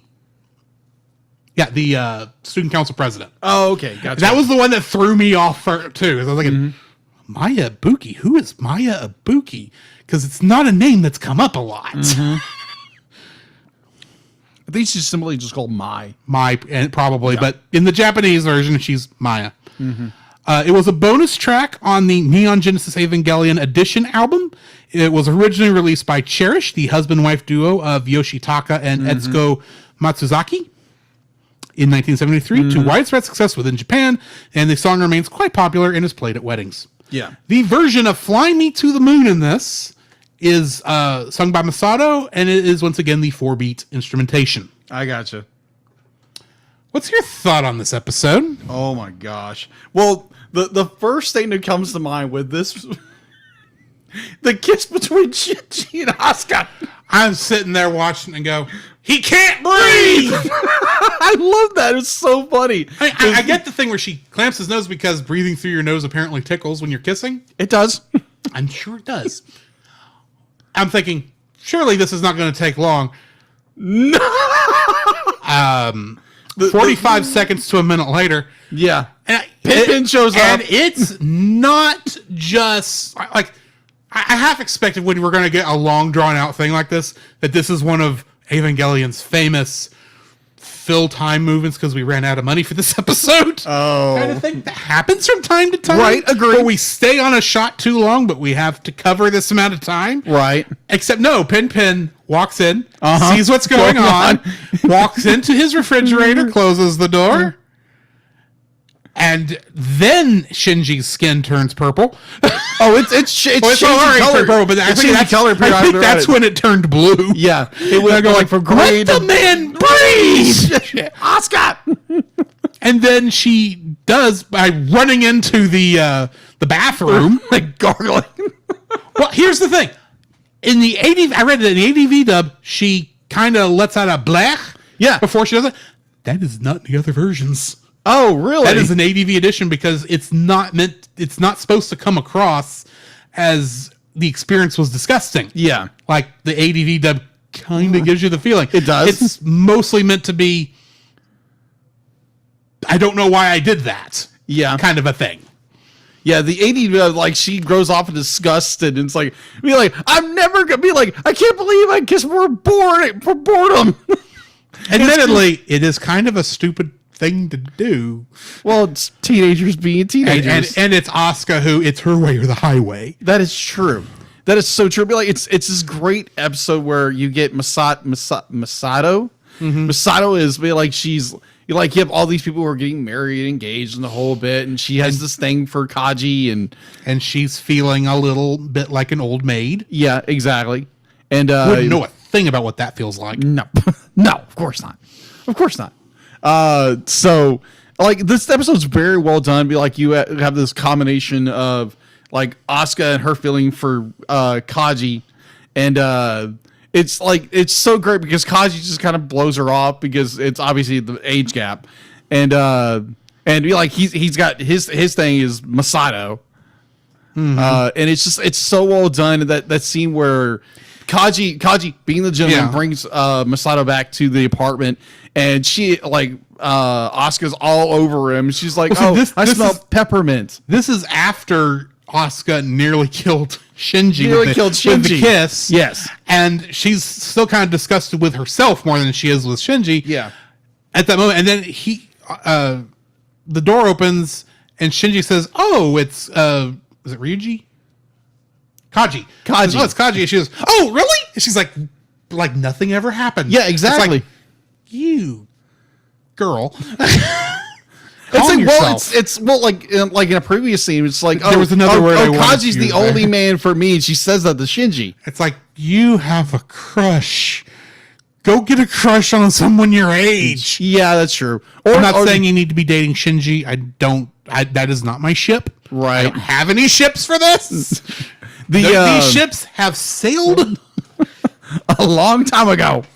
Yeah. But like there's such a, I mean, like it's the idea of like the title of the show, the whole episode is where you have these women, these female characters throughout the show are like pining or longing after a guy, and they want to embrace him and love him and that kind of stuff. But you find very shortly that like Asuka like her affections are not being I want to say correlated, but that's the wrong word. Mm-hmm. But you know what I mean. Yeah. They're not being returned in kind. Unrequited. Unrequited. There we go. Unrequited. And but oh my gosh, it's so well done. And then you get this big reveal that Kaji is. It's like, oh, there's this big thing that he shows Masato, and it's like, oh, what is this? We don't know what it is. It's the LCL reactor. LCA. That's what it says on the sign. LCL reactor. Or generator or something to that effect. Yeah, generator. It's supposed to be, this is where all the LCL comes from, and they're not wrong. Yeah, that's true. They just aren't telling you how it's got, where they're getting it from. That's true. Is it? I can't remember. Just correct me if I'm wrong. Is this the one where we see Ray in the tube? Is that this episode? At the very end. Yeah, the very end. It was because she at one point early as it's getting close to the end of the episode, they're back in school the next day, and he wants to get the teacher wants to get a girl to read the next part for him. Calls on Ray. Suddenly remembers. Oh yeah, she's not here. Yeah, and then I don't know if he calls anybody else because we go, oh, she's not here. I wonder where she is. Oh, and she's in, and we see her in the tube, and I'm going, is that Ray or is that a clone of Ray? Yeah, just because I'm having a feeling that video I showed you back when we first started this may have had more inside references than I realized. Yeah, just maybe a little bit. So that scene in particular where the teacher is calling upon Ayanami to read, and you get these like both Shinji and Asuka are both kind of looking very sheepish. Like they don't know what's going on, but they're both maybe kind of still embarrassed of what happened the night before with the kiss. Mm-hmm. So, but yeah, oh my gosh, this is a really good episode, and it starts to really deep and dig into things, and I love the next episode. It's so well done. So let's get into episode. Yeah, let's get into the next one. Yeah, the sickness unto death, and then ... or splitting of the breast. That's an interesting title. It's an interesting title. Yes. Directed by Kazuya Tsurumaki and written by Hideaki Anno and Hirishi Yamaguchi. Getting into this, the summary for this episode: a bizarre angel possessing a spherical shadow in the air and a Dirac C-type body on the ground absorbs Shinji and Ava 1 while Nerve searches for a means of destroying the angel, even if that means killing Shinji as well. Shinji, languishing inside the entry plug, ponders his role as a pilot and his relationship with the people in his life. Mm-hmm. Let's just say that it's very appropriate that I started playing Persona 3 Reload this week. Because there's a lot of similar themes. Yes. So let me finish. Getting into the trivia. The angel in this one is apparently named Lele. Mm-hmm. I couldn't find out what that was a reference to. But Lele is an extremely bizarre entity that exists in a pocket dimension explained only by higher order physics theories. Initially, Lele appears to be a floating sphere with a warped black and white color pattern that suddenly appears over Tokyo 3.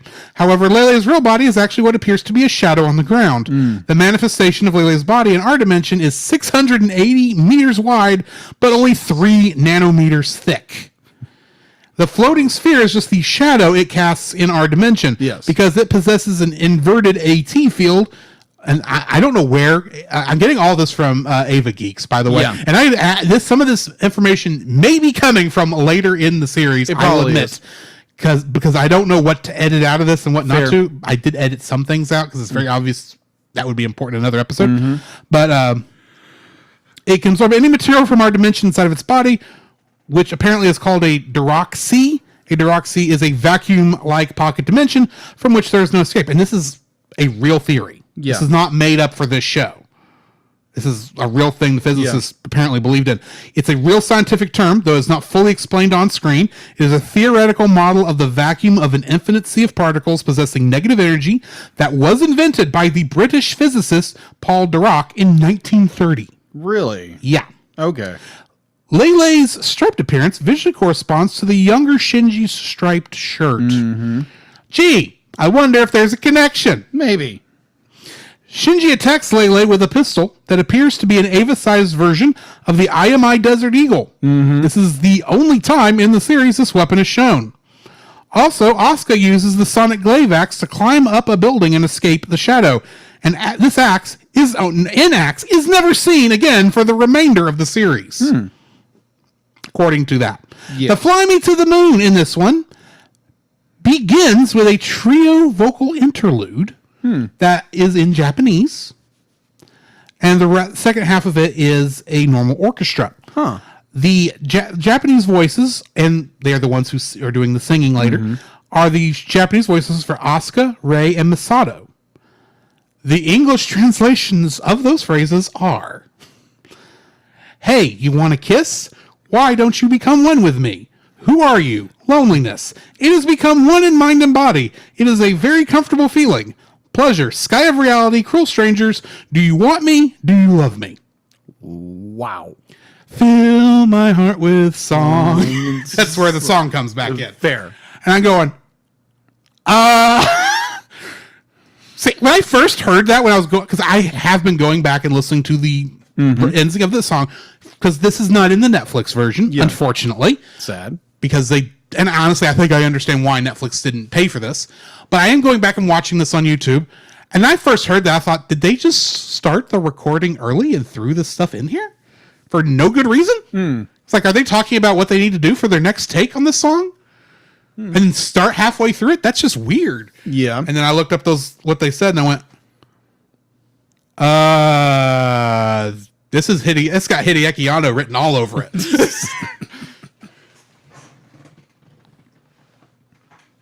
So yeah, that's what I've got for the trivia for this one. I gotcha.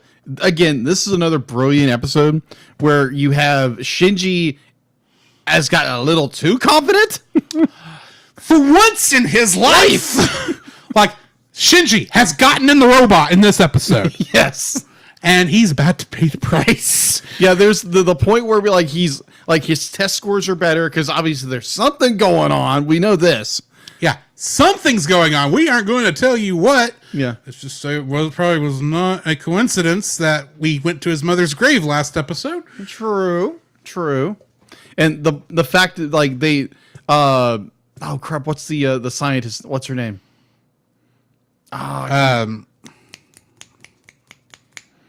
Katsuragi. Katsuragi, yeah. Yeah, Katsuragi. Can't think of her first name. Yeah, Katsuragi mentions it'd be like as long as Ava Unit 1 is still intact. Like, Right. not caring if Shinji died or we not. don't care about Shinji. We want Ava to stay intact. Yeah. And I'm going, but he's the only one that truly can pilot it. Yeah. I mean, maybe Rei could. Yeah. Asuka can't. No. We already know that from the compatibility tests. Yes. But honestly, as shady as Gendo is, he probably really doesn't want his son piloting. He probably wants it to be Rei. But Probably. especially if my theory on what Ray is going to come true. But we'll save that for when that happens. Yeah, we'll figure it out. Let's just say this is all going to get very warped and twisted. of course, It's Hideaki Anno. Yeah, it's Ava. So we get this. Shinji's about like his confidence has gone through the roof, and he's being very bold in how he says things. It's like, well, I guess it's the man's job now, and he's just like, oh, dude, you're gonna get killed, Shinji, you're learning the wrong lessons from Asuka. But it's more like his Yes, you needed to be more confident, but not that confident. Yeah, exactly. Quit saying misogynistic things. You're making us look bad, bro. Yes. But it's And you got your comeuppance. yeah, exactly. I mean, like his You fell down the Looney Tunes infinite hole. yes, minus his try to kill you. Well, that too. That's true. So, sorry, go ahead. So we have this like where he gets sucked into the angel, and we have this like all the characters are trying to figure out a way to save him, and obviously Ritsuko is like, it's, hey, this is part of the mission. This is this and this and this, and we get Masato. Masato is like starting to understand, be like, I'm not being told everything I'm supposed to. What is going on? What is Nerve doing? Be like, I don't even know who I'm working for anymore. Yeah. And there again, we get this big revelation from the last episode. And so now she's questioning what Nerve is doing. What is Gendo doing? What is everybody doing? Like, what is her part in this? And then you get, What is like, she a part of? What is she a part of? Because one of her things that she has been fighting up until the last episode is she's angry at her father for dying for Nerve, or as she continually pronounced it in the episode previous, Nerve. At least in the Netflix version. That's the Netflix dub. I'm going, it's Nerve. Everyone else in this dub is saying Nerve. Why are you saying Nerve? And yet she went and worked for them also. Yeah. So she is probably questioning what on earth is she doing? What are they hiding? Especially since she is the guardian for both Shinji and Asuka. Yeah. These may not be biologically her children, but she does feel like she's their mother. Yes. Yeah, and I'll get to that in just a minute. So, like, we get the, like, they're trying to figure out what's happened. We're getting these, it's like, oh, as long as the Ava's fine, as long as she's not attacked, we get that. And then we get the perspective of Shinji where everything's going to break down, and he literally breaks down. And I love this moment where he's screaming, let me out. He finally goes berserk. Last time we had a berserk moment in this anime, it was the Ava going berserk while he was knocked cold. Yeah. Now he's the one going berserk and doing the same thing by somehow cracking the shadow of this thing in half and crawling out of it. Let me finish what I was going to try to say. Sorry. Like, there again, a great point. Great point. My point is where he's starting to lose it because he knows me, like, he could die at any minute. And so he starts screaming, like, help, Masato, get me out of here, help me, Masato. And he starts listening to, like, Masato. It's not Ayanami, it's Asuka is the second person he calls out. It's like everybody else, and finally he calls his dad out when he's just like in desperation, and like you realize and be like the suit's failing, the ACL starting to break down, oxygen, be like, and the point where a certain spirit helps him out, and we wonder who that is. I did not mention who that was, other than the one teaser I left in there. But it's very interesting who that was probably and what that might actually mean for the series. Yes. Because we are all pretty much aware that Nerve is not exactly the most up and up company. Yeah, organization on the planet. Yeah. So, yeah. So there's that point where the Ava breaks loose, and there's also a point where when Shinji is confronting himself in the railroad cart, where it's be like they're doing himself. Yeah, he's confronting himself, or like the whatever it is, whatever the either it's angel. It's the angel. Yeah, it's the angel. It's the angel. Yeah. It's like painfully obvious. Yeah, it's very that that's obvious. what it is. As I'm watching it going, that's the same shirt. Yeah. My first I was like, okay, is that because I'm somewhat aware of the Ava secrets about how they made that? I was thinking, is that supposed to be his mother? Yeah, in the small kid form? And then I realized, no, he's wearing a striped shirt that is very reminiscent of the thing from the beginning. This is the angel talking to him. Uh-huh. Okay. Yeah. I'm granted, I assumed they were intelligent, but I didn't think they actually cared about humanity. So, Yeah. Also, you get the scene where he's talking with the angel itself, and we get these flashbacks or newsreels of be like, oh, Gendo like killed his mother, and he's like, no, Maybe. that's not true. yeah, maybe killed his mother. Maybe We don't know. We don't know yet. But we get this, and then we get they realize, oh, Shinji at this point is probably gone, and then the Ava literally just rips out of the shadow. yeah. And this Like bloody, Like a chicken coming out of his egg. exactly. Which, when I started making that reference, I didn't really think it through because Shinji was a chicken at the beginning. Yeah. And now he's... Well, in this episode, not being the chicken is what got him in trouble. Yeah, that's true. Yeah, But- so we get this amazing episode, and then we get I don't know what kind of time lapse, but we get where Shinji's awake, and there's Ayanami checking on him, and with the door, there's Asuka. There's Asuka, who's obviously she's concerned about Shinji. She's concerned but doesn't want to show it. Yeah, exactly. And Ray is at least concerned for him, but we still have no idea how to read her. Yeah, So we don't really she's know a doll. why. Yes, she's basically. Yeah. We don't really know. We don't really know why she's concerned, or if she's actually concerned for him or concerned for the project. Yeah, I'm convinced it's the project. maybe. But I mean, earlier in the other episode, Shinji asked her pretty much, "How do I talk to my dad? Since you apparently can get along with him." Yeah. She doesn't give him an answer there either, and then she's in the helicopter when they leaves. Yeah. And then we see her in the tube at the end of that one. Yeah. And now she's involved here, obviously, because she's an Ava pilot. No worse for wear for why she was in that tube. Uh-huh. And then she's concerned for Shinji at the end of this. Yeah. And going, but why? I mean, granted, that she was concerned when they were, standing around yelling at each other, not knowing what to do to get Shinji back. But I'm still going, didn't she slap Asuka? She did slap her. Yeah. So it's like, okay, so you have some respect for Shinji, probably more than Gendo does. Probably. But I wonder why. I wonder why. Huh. We'll find out eventually. Yeah, we'll find out eventually. And I did notice, and I think it's this episode or the previous episode, where we are introduced to the dummy system.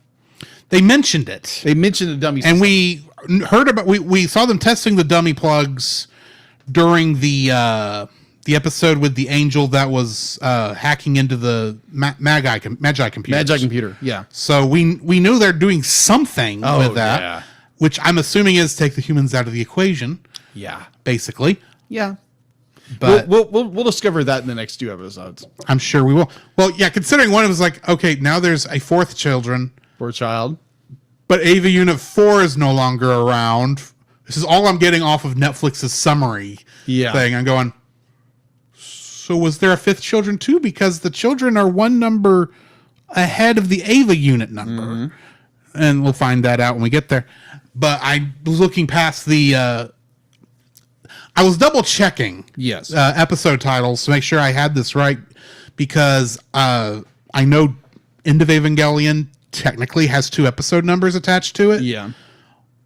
And I was afraid I had mixed it in with the regular one, because we obviously don't need to do it twice. Yeah.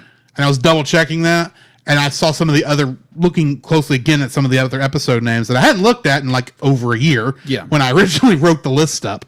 And I'm going, okay, so we got some interesting things coming up. Yes. I think even though where I'm getting a lot of my notes did not mention we were entering another arc yet, I think we have entered another arc. it's a new arc. We are out of the action arc, and we're into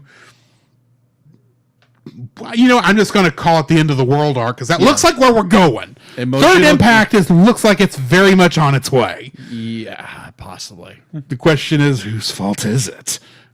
As if we couldn't guess. Yeah.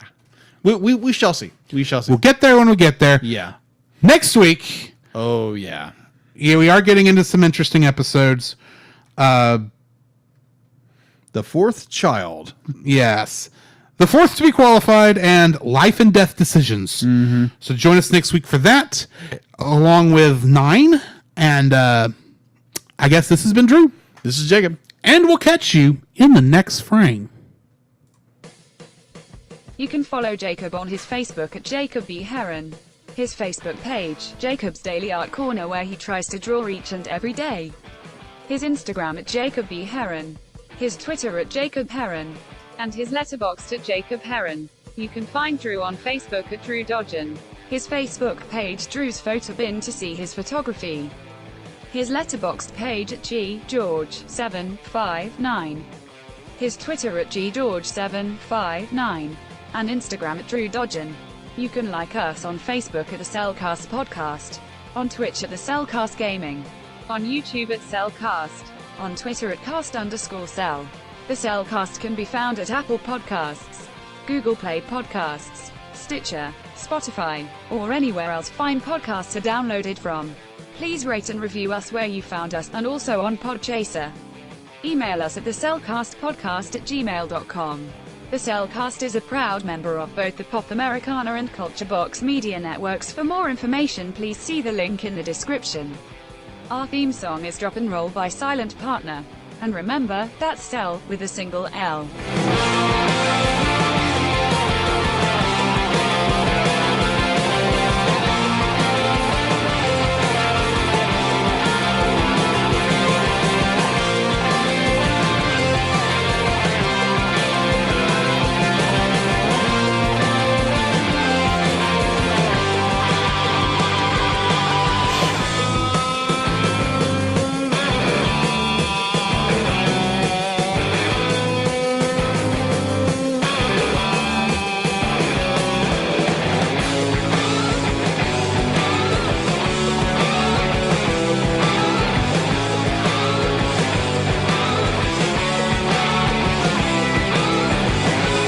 Okay, I've got an idea for our what do you call it? Stinger? Stinger. But I need your help. Okay. I need you to do one part and I do the other part. Okay. You remind me of the Babe. What babe? The Babe with the power. What power? The power of voodoo. Who do? You do. What? Remind me of the power of the Babe. Remind me of the Babe. I screwed that up. So close. You remind me of the Babe. That's the thing. I'll edit around that. Yeah. Thank you guys. Thanks, guys. for joining Oh my us. gosh. That was goofy at the end. Oh my gosh. Thank you guys so much. Well, like, I don't know how many people showed up in chat. We've had We at were least averaging. 6. We were averaging 4. Average 4 people watching. Thank you again, Steph, for coming on and making this episode even funner. Love to have you on at some other point. Again, thank you for stepping in the last minute. Like everybody who was in the chat, if you came in early or if you came in late, thank you so much. This is really cool after 5 years. Yeah. And I hope it goes on for more and more years as the Lord provides. Thank you again.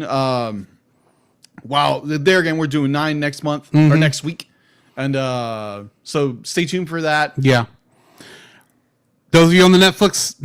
Those of you on the Twitch side, we're rating Boogie Gaming, so go say hi to him, and we'll talk to you later. All right, thanks, guys.